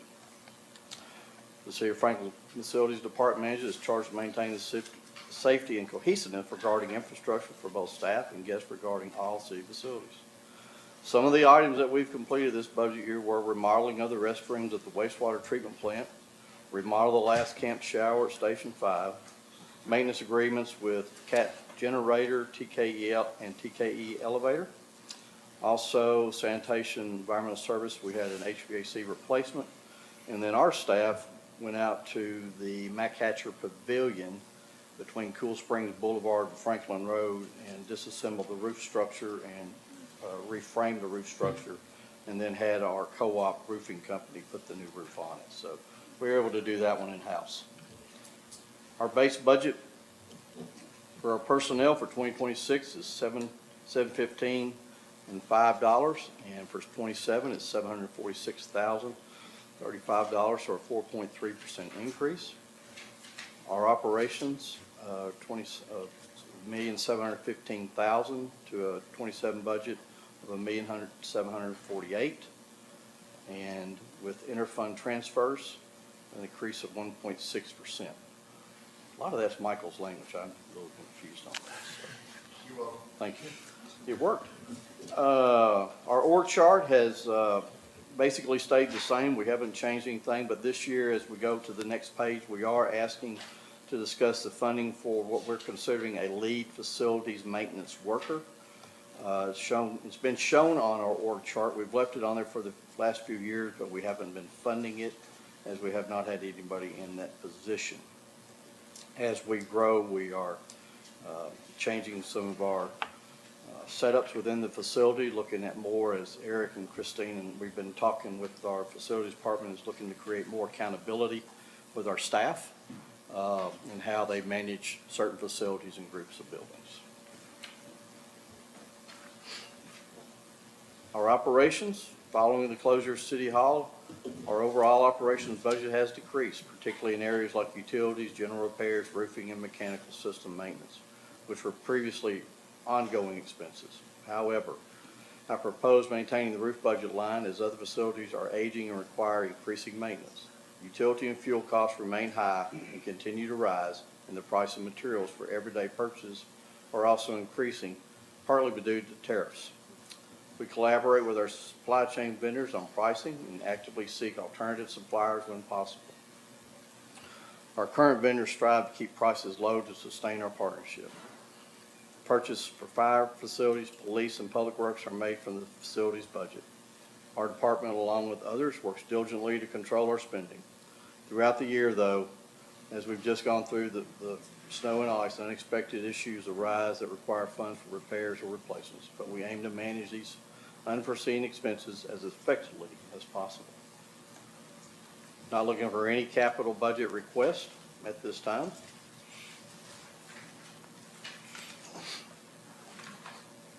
As we go into our program enhancement, this lead facilities maintenance worker is basically, we're looking to take one of our maintenance workers classification now and would be increasing that to a facilities maintenance service supervisor, which would increase that budget by $4,405 in personnel. There's a couple of things that we'd like to try to see if we can't get done this year. I've brought it up a couple of times about the kitchen remodel at Fire Station 2. Fire Station 2, as you know, is an older facility, and it's also one of our heavily staffed facilities. We've got some, in our new police, well, I say our new police station, 18, 19 years ago when I was hired, worked on that building, over time, we have some tile in the lobby area that we need to have replaced. That is cracked and kind of shattering in the center of the lobby area. I'd like to look to get that replaced. Station 8, fire hall that was not all that old, but now is gaining in age. We have some shower units at the walls and the shower pans are cracking. So we're looking to remove those and change that to a different system. Again, as we talk about age of facilities, Fire Stations 1 and Fire Station 4, we'd like to look at replacing the exterior window units. We have window units that are failing. We have just how they're built and designed. We have humidity problems in them every year, cold and heat expense. And then looking to, again, at PD, looking to start doing some painting on the inside. I made myself a little bit of note at the bottom, as you'll hear over next year and the following years, our facilities are starting to get old. And we're trying to evaluate what do we need to look at for repairs to those facilities as we move on. So that's one reason that Clint and I are kind of working with our team to try to get establish a better understanding of what we need to do in the future. And in summary, our goal has always been to keep the budget as close to the previous year's level, but increasing construction costs make it difficult. Due to rising vendor supply expenses, inflation in recent years, and current tariffs, this year's budget reflects substantial changes. Uncontrollable market factors continue to create cost challenges within the facilities. The facilities team is replacing older equipment such as mechanical and electrical control systems as needed. Many facilities are aging, including Public Work, which is 13 years old, PD at 17 years, Sanitation and Environmental at 23 years. Fire stations 1 through 5 all are over 26 years old, with others 10 and 18 years old. Station 3 is 32 years old, and Station 2 is even older.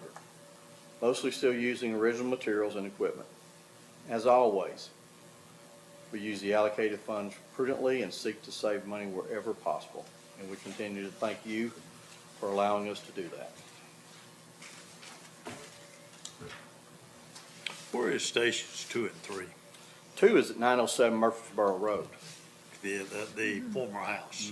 Station 3 is over off of Seaboard. Seaboard and Mallory, I believe it is. Mhm. Station 3 is also, just real quick, Station 3 is our largest owned real estate site for a fire hall. We've had discussions with Eric, Christine, and others about with the density of Cool Springs and the area around it, we look to possibly change that station out to a newer facilities and look to what I consider an ancillary building that I've looked to have designed with Renaissance Group, our fire hall group that we've been having design our buildings. We've looked at that. We presented a plan to Eric and the team that we have the space there currently that we could build a facility in the back corner. This would be a 3-story facility that they could use for a temporary facility while the new station is built. That facility would also become their residential. It would also help with their current apparatus. The day that they got moved into their new facility, it would be a storage area for existing or apparatus that they use for backup. And the building could also be used for equipment storage and training areas. So that wasn't part of my original presentation, but thought I'd mention that. And Station 3 replacement is in your 10-year CIP. Probably in the back part of that 10 years, but that's all part of it is what is the most effective way, strategic way to replace that facility and meet future needs. It is. So what have we got appropriated for that improvement? You got in around Station 10, $12 million, Michael, you need? 10 Yeah. seems to stick in my head. We spent 8.1 total, I think, for 7. It is. And the ancillary, and if I may, that's kind of the number that we're looking for the fire hall. The ancillary building has come up in design conversations within this past year. So there would be some additional funding that would probably need to be So discussed. you need a place to work out of while you're getting your major structure built. What is the time frame on building it? It'd be up to the board and the city. Well, it's back here of the 10-year plan in terms of where that's at. The construction's probably a 2-year timeframe. I would just, from our previous experiences, What's the construction time frame? 2 years? 2 years probably. Probably less Okay. than 2 years, because it is an ancillary. To me, it's a structure that they need storage space, they need some training space, and they need place for some of their temporary equipment. And that would give them that in the end as well. Well, I'll let Eric answer this then. Did the chief have this on his enhancements? It's already in your CIP, so it doesn't So fall he in never the made enhancement any- realm. It is an approved capital project, so it doesn't come to you as an operating budget item. It's already in that 10-year window.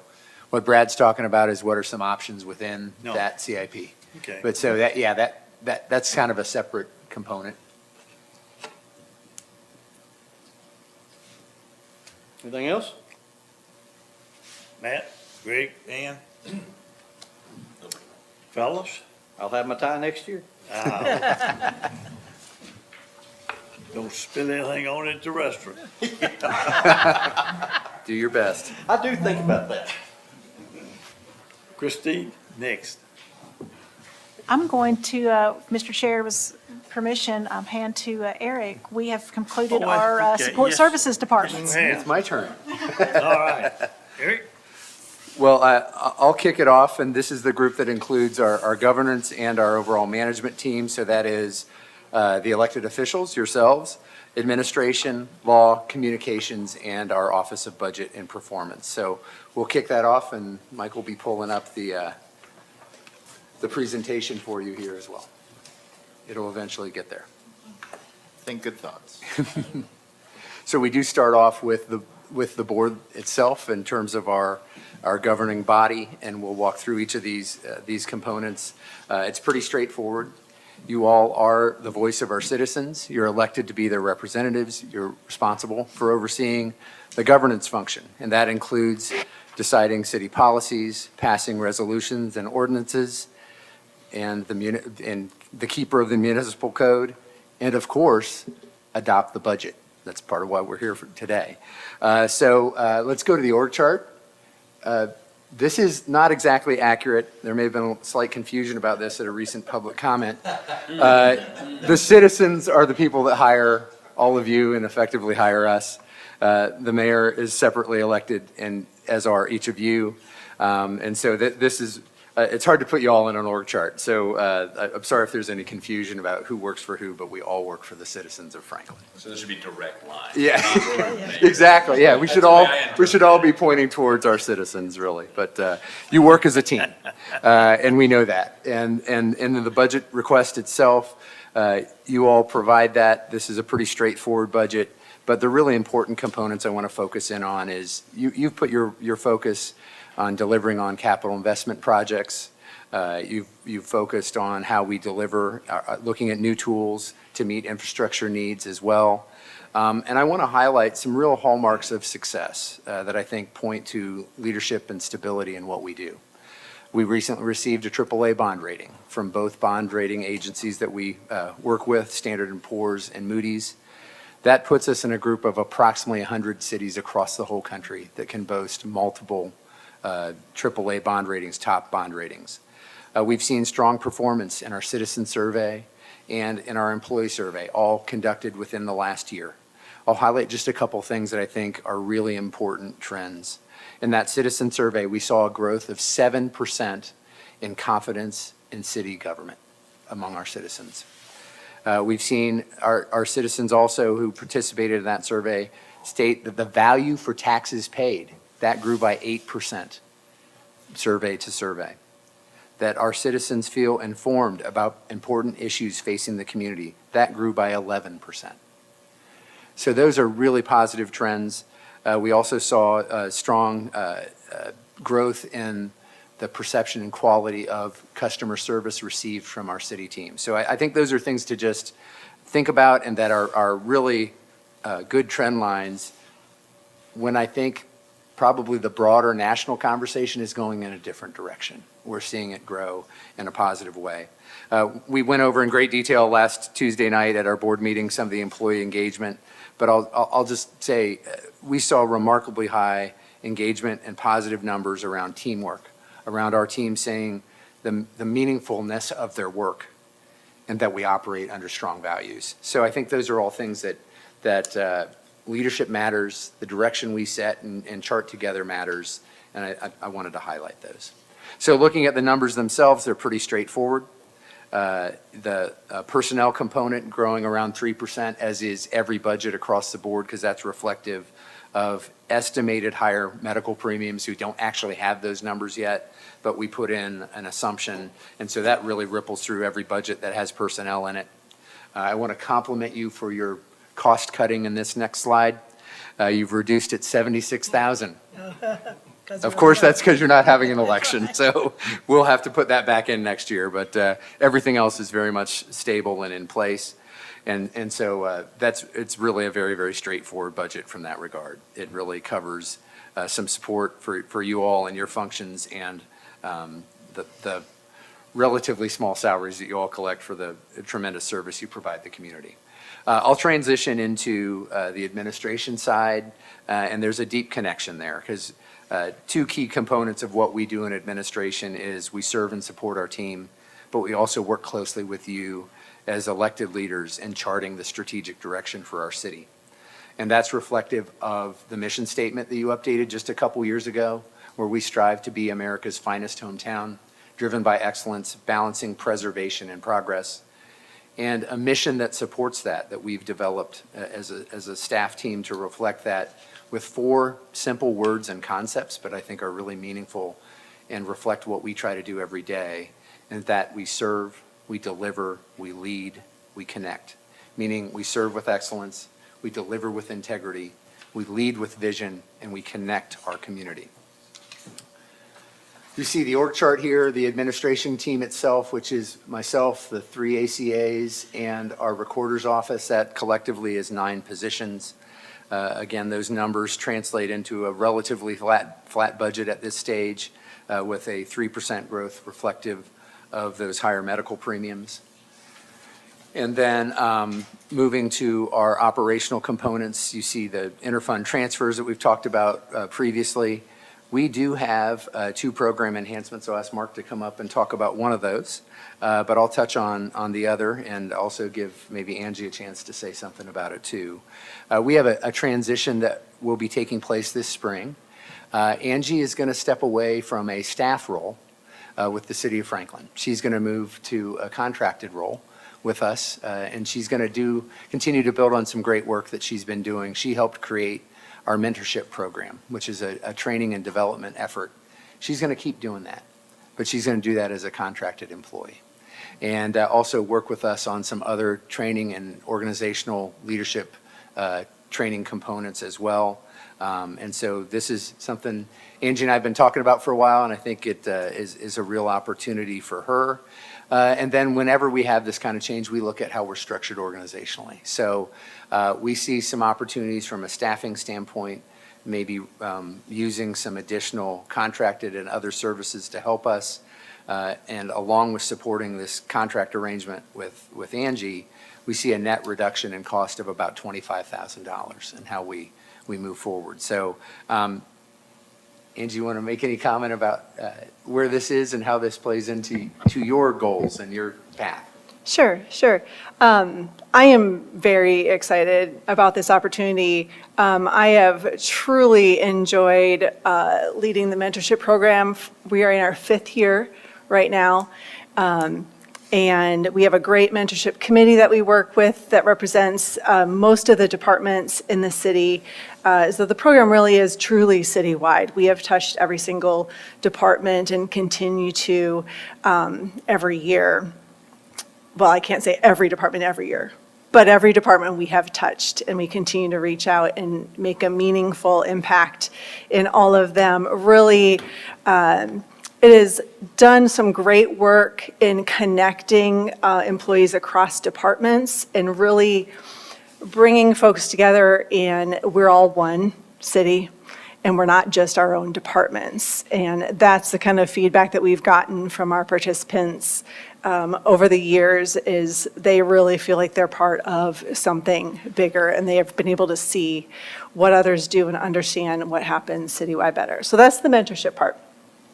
Very excited to continue that work. That is just comes out of my heart, and love working with the city, love Franklin, the staff, all of our staff, great folks. And then, so as Eric mentioned, we're going to work together to look at other developmental or development opportunities for other staff outside of just the mentorship program, how we can support our other leaders and supervisors across the city. So we'll be working together. I'll be working with the city to determine what really is going to be what the city needs, which is one of the things that I love to do, is to help organizations to really create programs that meet their specific needs. It's not a cookie cutter, bring it in, drop it down, and it works. We want to make something that is going to last and is going to be really meaningful. So that's the work that I'm going to be doing with the city. Very excited about that. I was going to say something else, and it has completely left me. One of the Eric, things- what did I miss? I just add, Angie's done a lot of great work with our team. She started her public service career as an educator. And so this is really kind of brings that full circle, and this is an opportunity for her to build that, continue to work with us, but also look at how to maybe do that in some other roles with some other places. She currently serves as the president of the statewide Municipal Clerk and Recorders Association. And so I think this is a bit of an extension of that work as well, to expand that opportunity to serve and support communities, not just Franklin, but some others across the state too. So we'll miss her in this role, but we're glad we keep her connected to those other important components and help us grow an area where we need to grow in terms of serving those leaders and frontline supervisors in particular. So that's a change we're proposing in this budget. Angie's made the decisions she's made, so that's moving forward. We don't get to decide that, but we're looking at how we work with that to go forward. So that's that program enhancement. I'll hand it off to Mark to talk about a public works component that he's going to propose as well. Thank you. So the second program enhancement request is to do a facilities and needs assessment for public works. We continue to grow as a community, to channel Vernon. So what we want to make sure we do is we have the appropriate facilities to serve our community and the expectations they have of us. The goal of the assessment is to really prioritize future facility needs, expansions, things of that nature, to develop budgetary cost estimates, identify funding paths, look at grant opportunities and things of that nature, just so we can kind of keep up with the growth and demand. And this is going to be, I'm thinking at this point, a 10-year window or a 10-year outlook on moving forward. And I'm thinking of things like salt storage, fleet maintenance facilities, those sorts of things. There's a handful of other things we've been talking through, but that's the purpose of this enhancement, and I'm happy to answer any questions you may have.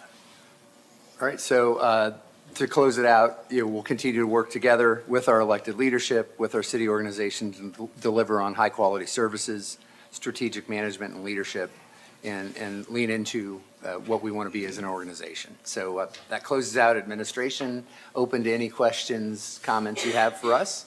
And if you're ready, I can hand it off to somebody else, but want to make Go sure there's right an ahead, opportunity if man. you've got anything for me. All right, let me introduce our law department. They're all here. So we'll bring them all up and speak about what the law department's going to work on. Good afternoon. Good afternoon. So I do have the whole law department here. I do first want to read our mission statement that the law department has created. The law department serves the city of Franklin's elected and appointed officials and staff by providing consistent, effective, and informed legal advice and representation. Here is our department. With us, we have Stephanie Follett, and then Tabitha Langley, and Amy Sue Bernthal, Bill Squires, and me. So this is our department. You're getting to see us all. Love the pictures. I do. That just It is, yeah. adds a taste. Got some It's glamour a shots there. keepsake for you. That's You can it. take it and frame it, or look back at it when you need We're to. thinking about having that as a giveaway at one of the BOMA meetings, the first 30 Yeah, people. that'd be great. Well, do have them autographed. Yeah, we can do an autograph session after. We can do that. All right, so the purpose of the law department is the same as it always is, and this is found in the municipal code. It's just a couple things. We do supervise the preparation and review of all contracts, deeds, bonds, ordinances, resolutions, real estate transactions, and all agreements. And we render opinions relative to substance, form, and propriety of those documents. We attend and provide legal counsel to the board meetings and commission meetings. We direct the management of all litigation in which we are a party. And we represent the city in legal issues, administrative hearings, and in meetings with government officials, and that's also seen in like legislative issues that we deal with. And now, from now until probably maybe April, I'm hoping April, I'll be on the phone with our department directors and our lobbyists talking about legislation. All right. So some accomplishments of the law department this year. We reviewed and or drafted 39 ordinances and 102 resolutions, 430 contracts. These condemnation and litigation cases are different. We had historically combined them with city court, so this year we separated them out so you could see a little bit clearer what is actual litigation and what's city court. So 7 of our litigation and condemnation cases were opened. We closed 14 of those, and we had 135 city court cases open, and 138 of those were closed. Some of those went over through the 25-26 year. And the number of tasks created, you'll see, is 9,509, and completed 9,501. And that is really high compared to what you've seen in the past, but we're better able to calculate the tasks that we're doing. This year in particular, we realized that we weren't capturing all the paralegal time for city court matters and contract review. And we were able to calculate that in more specific. So for example, Tabitha probably has 10 separate tasks for each city court case that we have. And that can include, and most often does include, watching a lot of body cam footage. You would not believe the things that people say and do when they are pulled over. And our judge wants to see it. It is very interesting work. Wouldn't you say? Yes. You probably can't imagine. All right, so the next is our org chart. We have an intern that we haven't funded in quite some time. And you'll also see the contract administrator, and I think you already heard about that today. So that will, if approved, move over to finance. There's really not any increase in personnel. You'll see that the assistant city attorney position is vacant, but we have offered that position to someone. We do think that we have a start date, so hopefully we'll be able to announce that publicly soon, and we're excited about that.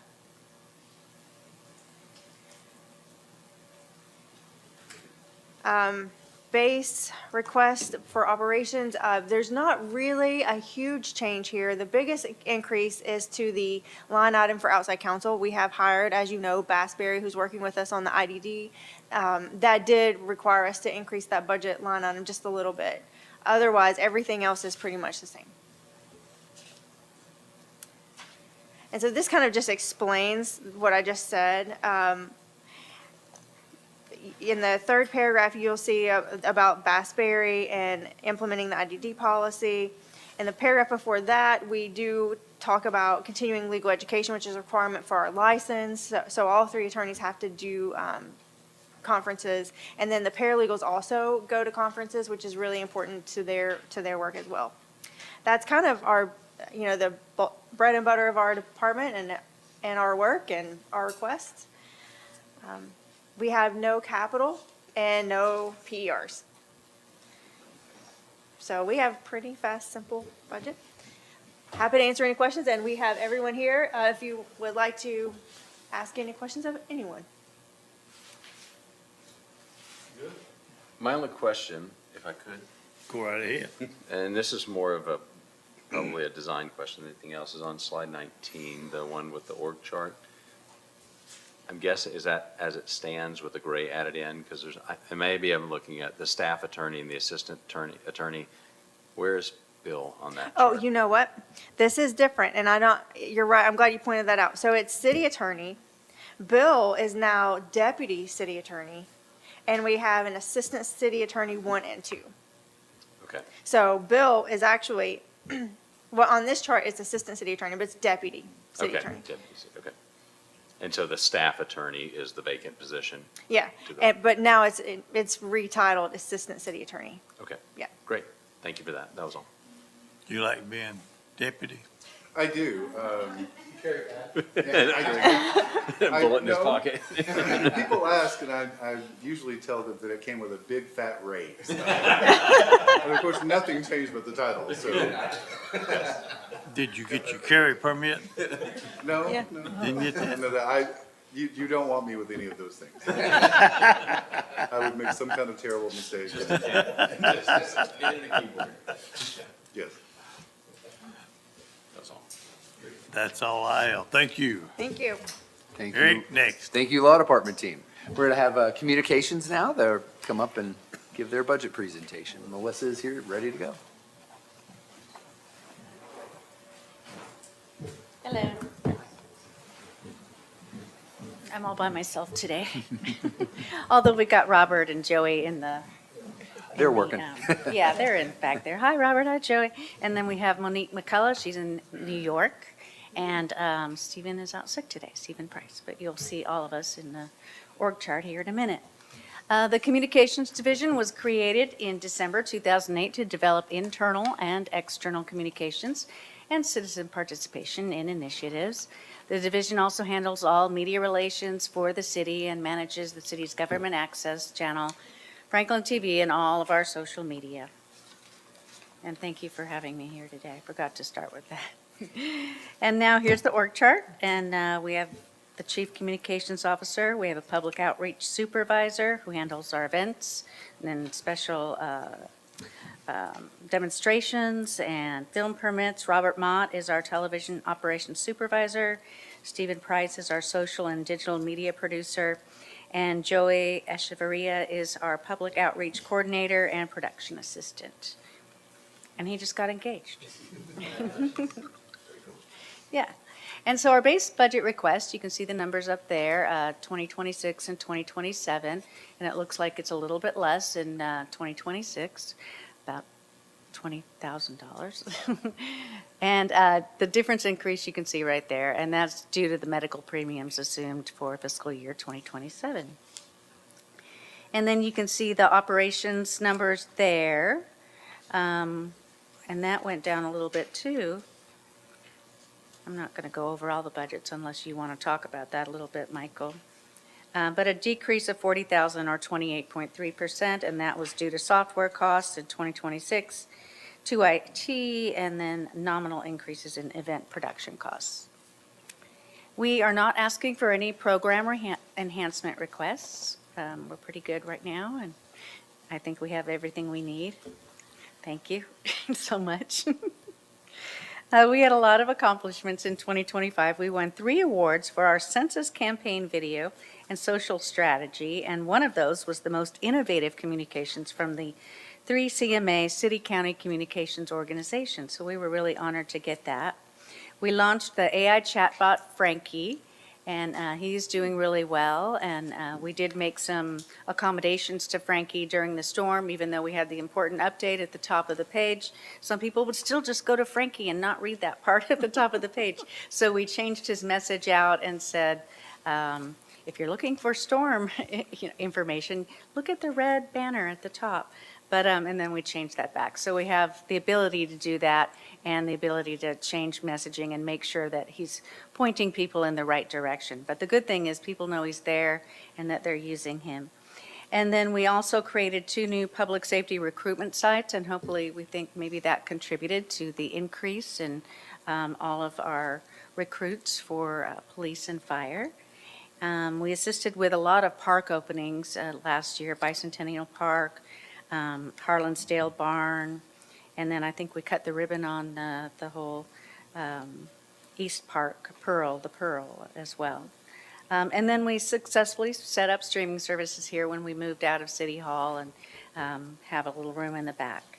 We added Roku to our streaming services. And then we also have internal communications in our city break rooms for people to see what we're putting out on our socials, and also just internal HR messaging as well. And we've gotten good reactions from that. People seem to like it. We did 30 special events, 8 public expression events, and 16 film permits. And then if you look out on the horizon for 2026, we're working with planning and engineering to develop a communication strategy promoting our planning and infrastructure initiatives to address city growth. And we hope to do a training for elected officials when legal does theirs on April 1st. Nothing to do with April Fool's Day. And and then we will also be training frontline staff who answer the phone so that we're all speaking with one voice and that we all are answering the questions in the same way, and we can point them to the same place on the city website where they can get even more information. We will also be working with departments to clean up the website so that all of that is streamlined and easy for people to access. That's an ongoing chore that we do every year. And then we're also working to achieve the ADA goals to meet the federal law that's going into effect on April 2026. They are actually making the guidelines for Americans with Disabilities Act a little bit more stringent. And what we decided to do, we used to have an overlay that would help people to do that, but we heard that even that is more difficult to maneuver sometimes. So we took the training in-house. We started a committee last year in 2025. We're ahead of the game than a lot of other cities. We did the training in-house on how to make the web pages more accessible. And then we are we hope to get a new software called Doc Access so that anytime you have a PDF, there's going to be a switch right at the top that you just click over and you make it more accessible. You can get any different language that you want. And then if you still can't, if you're having difficulties, there's a number that people can call to get access to read those documents. So we're pretty excited about that, and Angie found that. Thank you, Angie. And then if you'd like to see some of our social media stats, Angie's on the committee for 88. So we can move forward on the PowerPoint. Social media, Facebook, we have currently 64.3 thousand followers, and we're increased about 8,000 followers during since 2025.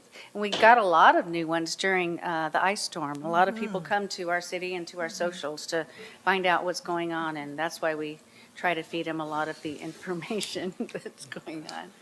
Don't mind this person behind the curtain. Live television.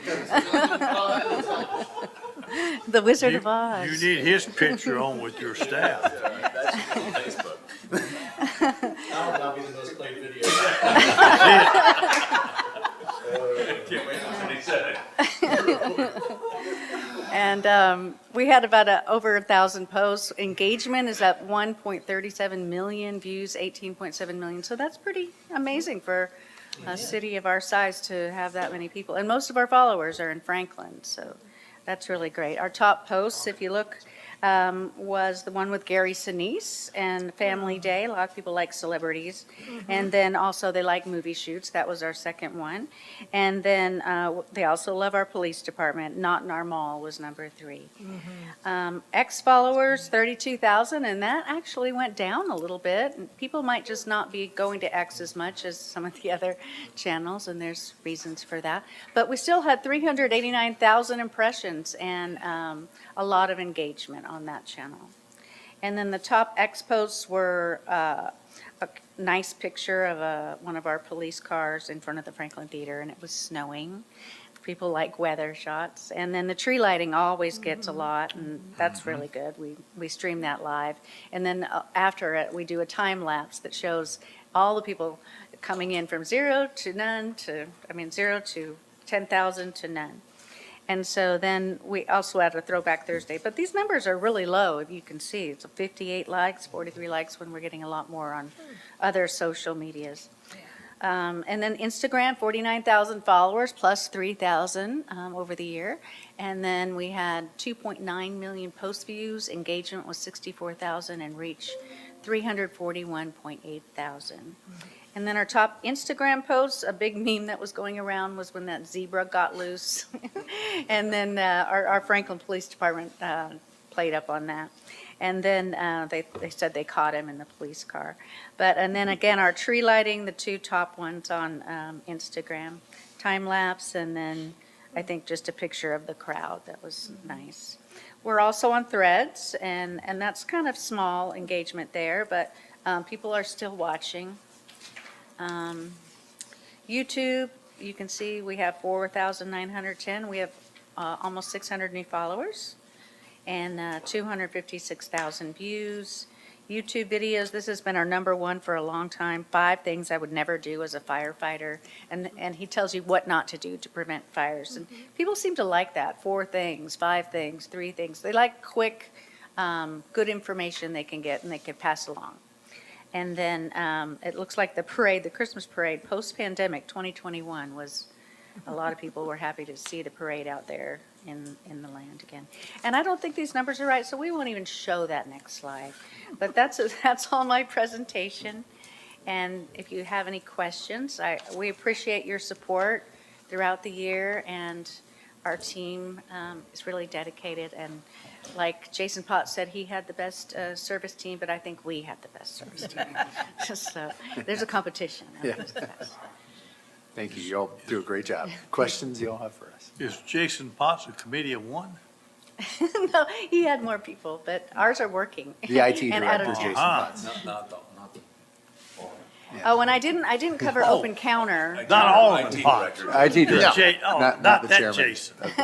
Oh, that Jason. Yeah. Okay. But I didn't cover open counter, but Jessica was talking about that. We're using that for our special events and our movie permits. People can pay online. It's going to be so user-friendly, much more user-friendly than it has in the past. And it's really very user-friendly for our staff on the back end as well. And again, people can pay online. And right now, people are having to make their payments at utility billing or we take the payment and then walk it over to utility billing. So this will be very nice enhancement. Any other questions or comments? Matt? I'll just make a comment. I know we don't play favorites, but I think the world of your group, and great job on everything. Really, the biggest comment I would make is I just really appreciate how you guys have reacted to trying to get some communication out there, certainly around growth and concerns and stuff. And you've heard that. You've heard us voice concerns and ask for more. And you've just done a really great job with that. And I see in the plan that you're going to do even more. And I just really appreciate it. You've really thought about that and thought about how to do more of it. And, your team is everywhere. Every time I turn around, Joey's there, or Robert's there, or somebody's there. So for all that you do and to still try to do more, I really do appreciate it. So you got a great team. Really appreciate it. Thank you. I appreciate you. Very good. Thank you, Melissa. It's now time for the Office of Budget and Performance, who's also all here. Pull up a chair and come on down. My team is all here, and in fact, they're here every meeting during this season. So that's why I wanted them to have a chance to be at the table. And you see their faces every week or every 2 weeks or every month, depending upon how often we're meeting. But they deserve a moment in the sun. And I want to appropriately lavish them with praise and embarrass them in weaving ways. So, as you know this template, you know this outline. This is us repping in Smashville, showing our spirit during a particular good stretch for the Preds, except for the night that we went, where they lost 4-1, but we had a good time anyway, and we're very proud to show local spirit. We were created approximately a year and a half ago, functionally closer to 2 years, to lead the city's ongoing budgeting, innovation, and operational performance efforts. You see the primary functions on the screen. I'm not going to read that list because it is 5:08, and I'm going to touch on it on some of the things that we're doing in the later slides. But you have a general idea. We are the Office of Budget and Performance, so we touch virtually everything in some way, shape, or form that the city provides. And we are a vital cog in support services. So what did we do in the last year? We hosted, along with Eric, our 6th management fellow, Sky Gerhardt. To date, we have had Holland Shellhouse, Catherine Harrelson, Chris Franklin, Ahil Rajpari, Dylan Gaster, and Sky. Spearheaded and successfully developed the current year's operating budget, provided support along with Eric, and all of you voted Invest Franklin 2.0. The first property tax increase in 9 years with dedicated funding for state partnership projects as well as additional capacity for the operating budget. Continued implementing and deploying OpenGov, our budget software, and developed a series of modified and improved on a series of citywide trainings. Successfully updated the city's 10-year capital investment plan. You passed that in October of 2025 via Resolution 2025-85, and you will be seeing an update on Tuesday night, the first quarterly update that we've promised to get you on where we are with projects.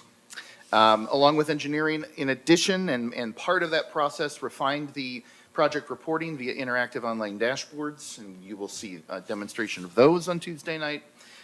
Continued work on renewing the city's strategic plan.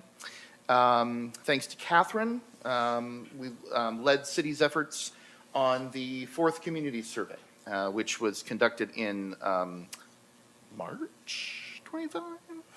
March, April, late February. As a result, we were nominated in 4 different categories of their Best in Governance Awards by Polka and ICMA, and earned National Champion for Excellence in Economy from our citizens. Eric touched on some of the citizen survey results, and it's one of the key things we do to measure ourselves against ourselves with the people that matter most, and that is our citizens and taxpayers. I'm particularly proud of bullet point 9 because Catherine and Chris got their Certified Municipal Finance Officer certifications, which meant that along with Norma, all of the permanent staff in the Office of Budget Performance and myself have CMFOs. 14 total Certified Municipal Finance Officers in the city of Franklin. The state requirement is that you have 1. So we have a lot of experience and understanding of the basics of finances and how to do it here in the state of Tennessee, as we like to say, trying to build the bench in any way that we can. And finally, with planning and sustainability, we developed and we presented on this enhancements to the city's plan of service and created the annexation cost analysis calculator, which you will see in future iterations as needs arise regarding that, depending upon what gets proposed or not proposed. So, our very complicated organization chart, to borrow a line from Brian Wilcox.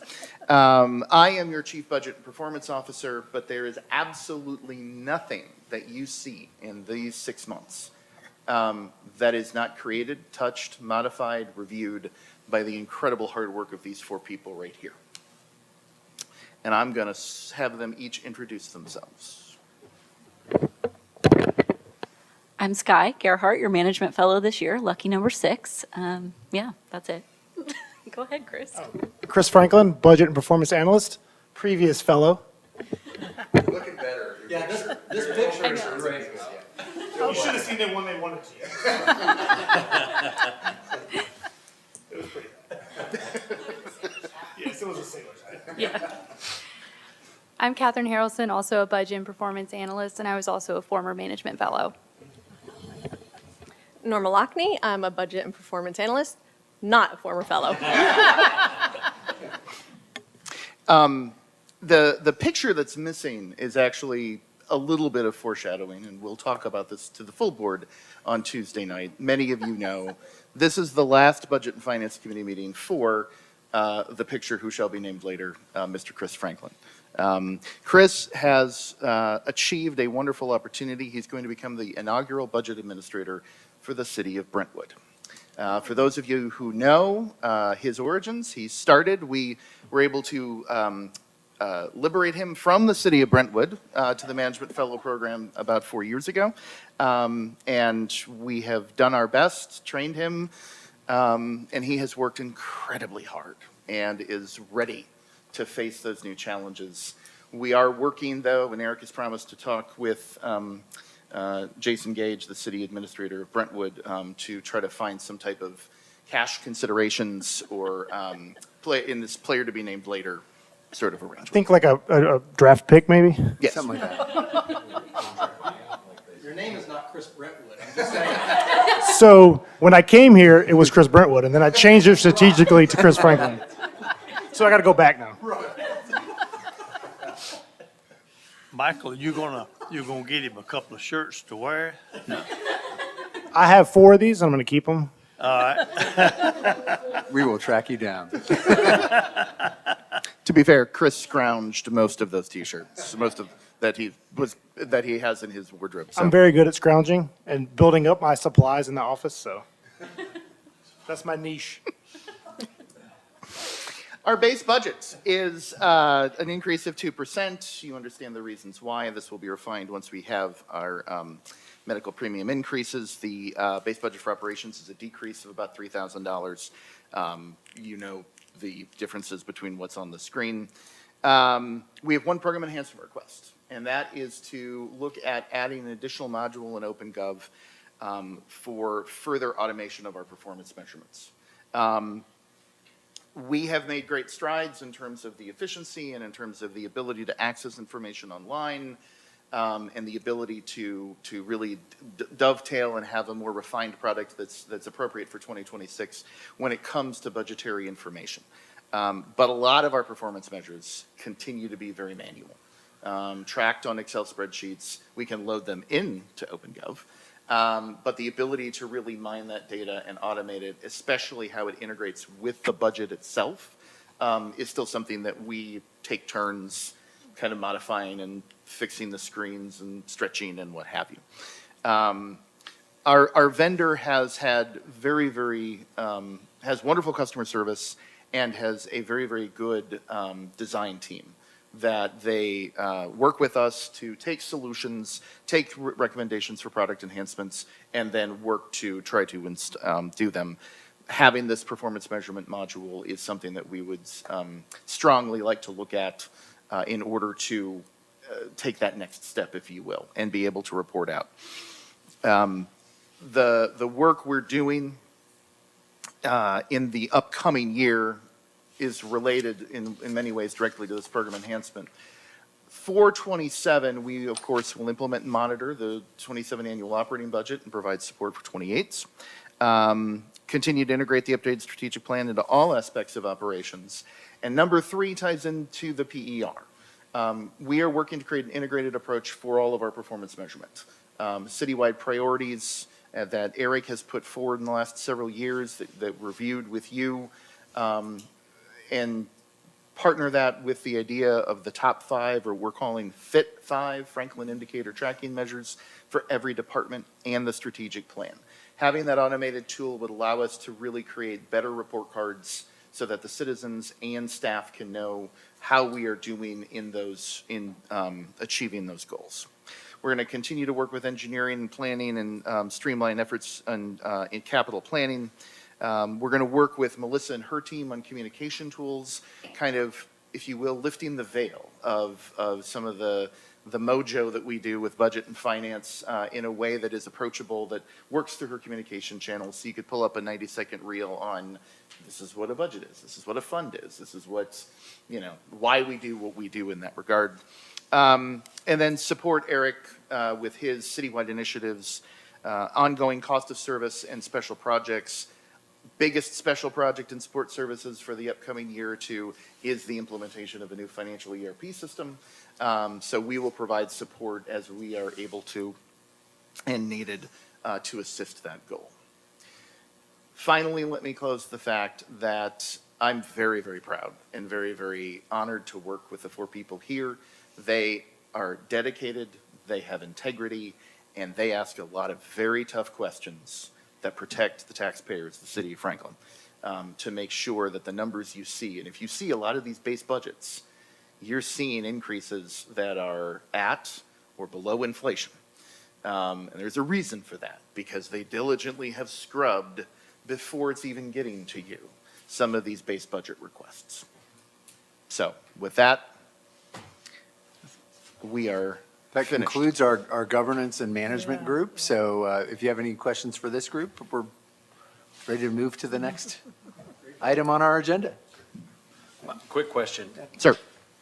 Around the program enhancement request, will that encapsulate the capital budgeting process, or will we be able to use our beloved Excel spreadsheets for that exercise? We would have to flush that out and see. We haven't asked that question, quite honestly, of automating that process. We can certainly add it. There's and- probably and bigger see. projects out there, but I do know the integration and the timeliness of when those come in. Yes.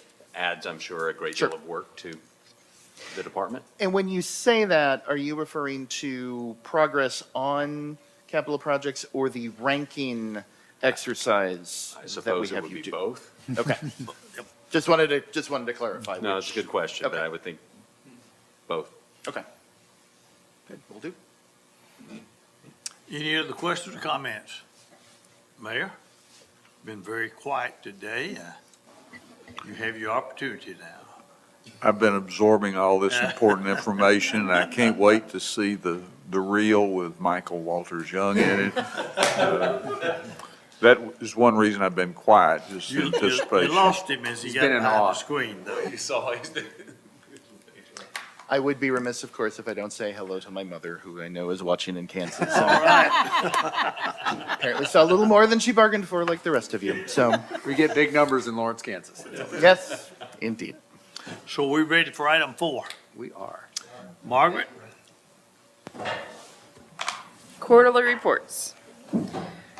I'll give Michael a second to pull, there we go.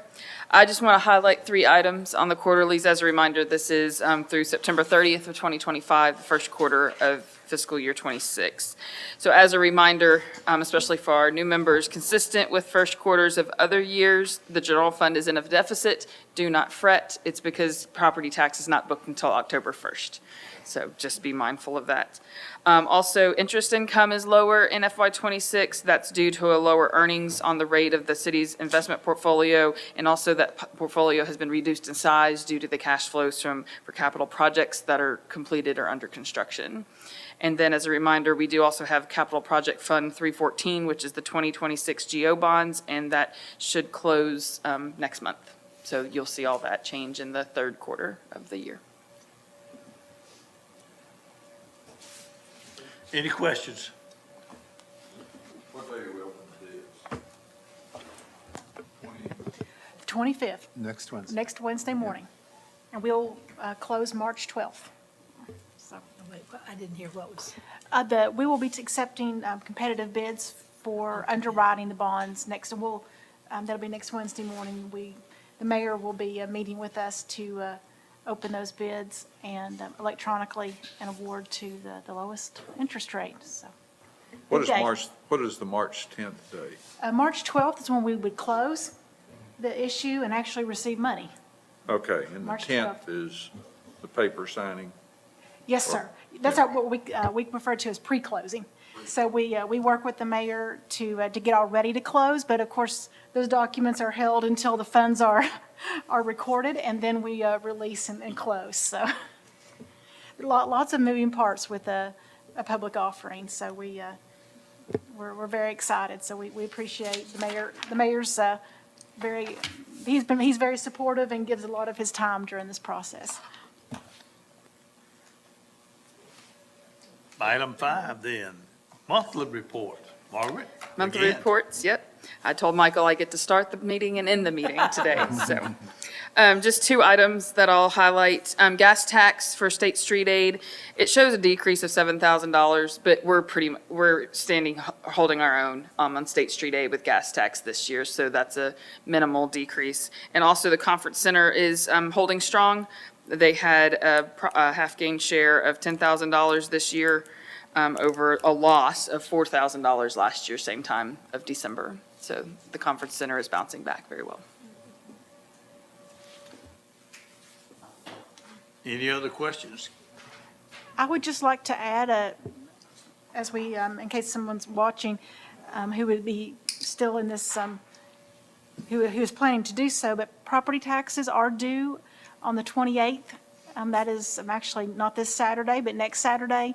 Tennessee, all cities, all counties in Tennessee have property taxes due at the end of February, and cities, we choose to have the same day since we have the same billing agent. So property taxes are due February 28th. That's a Saturday. The last day that the Williamson County Trustee's Office is open is the 27th on Friday.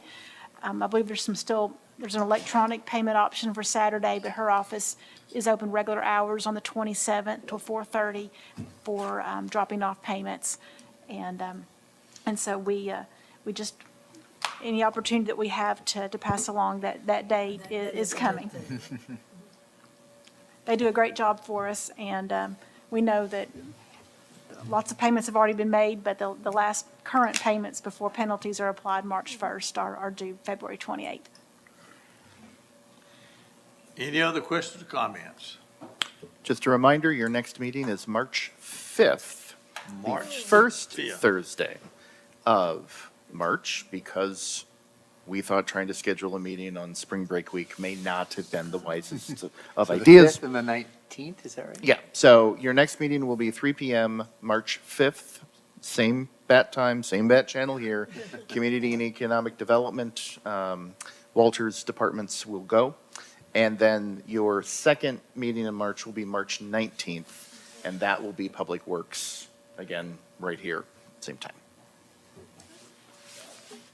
If we have no other questions or comments, I'll entertain a motion to adjourn. So moved. Second. Proper motion second, all indicate by saying aye. Aye. We are adjourned.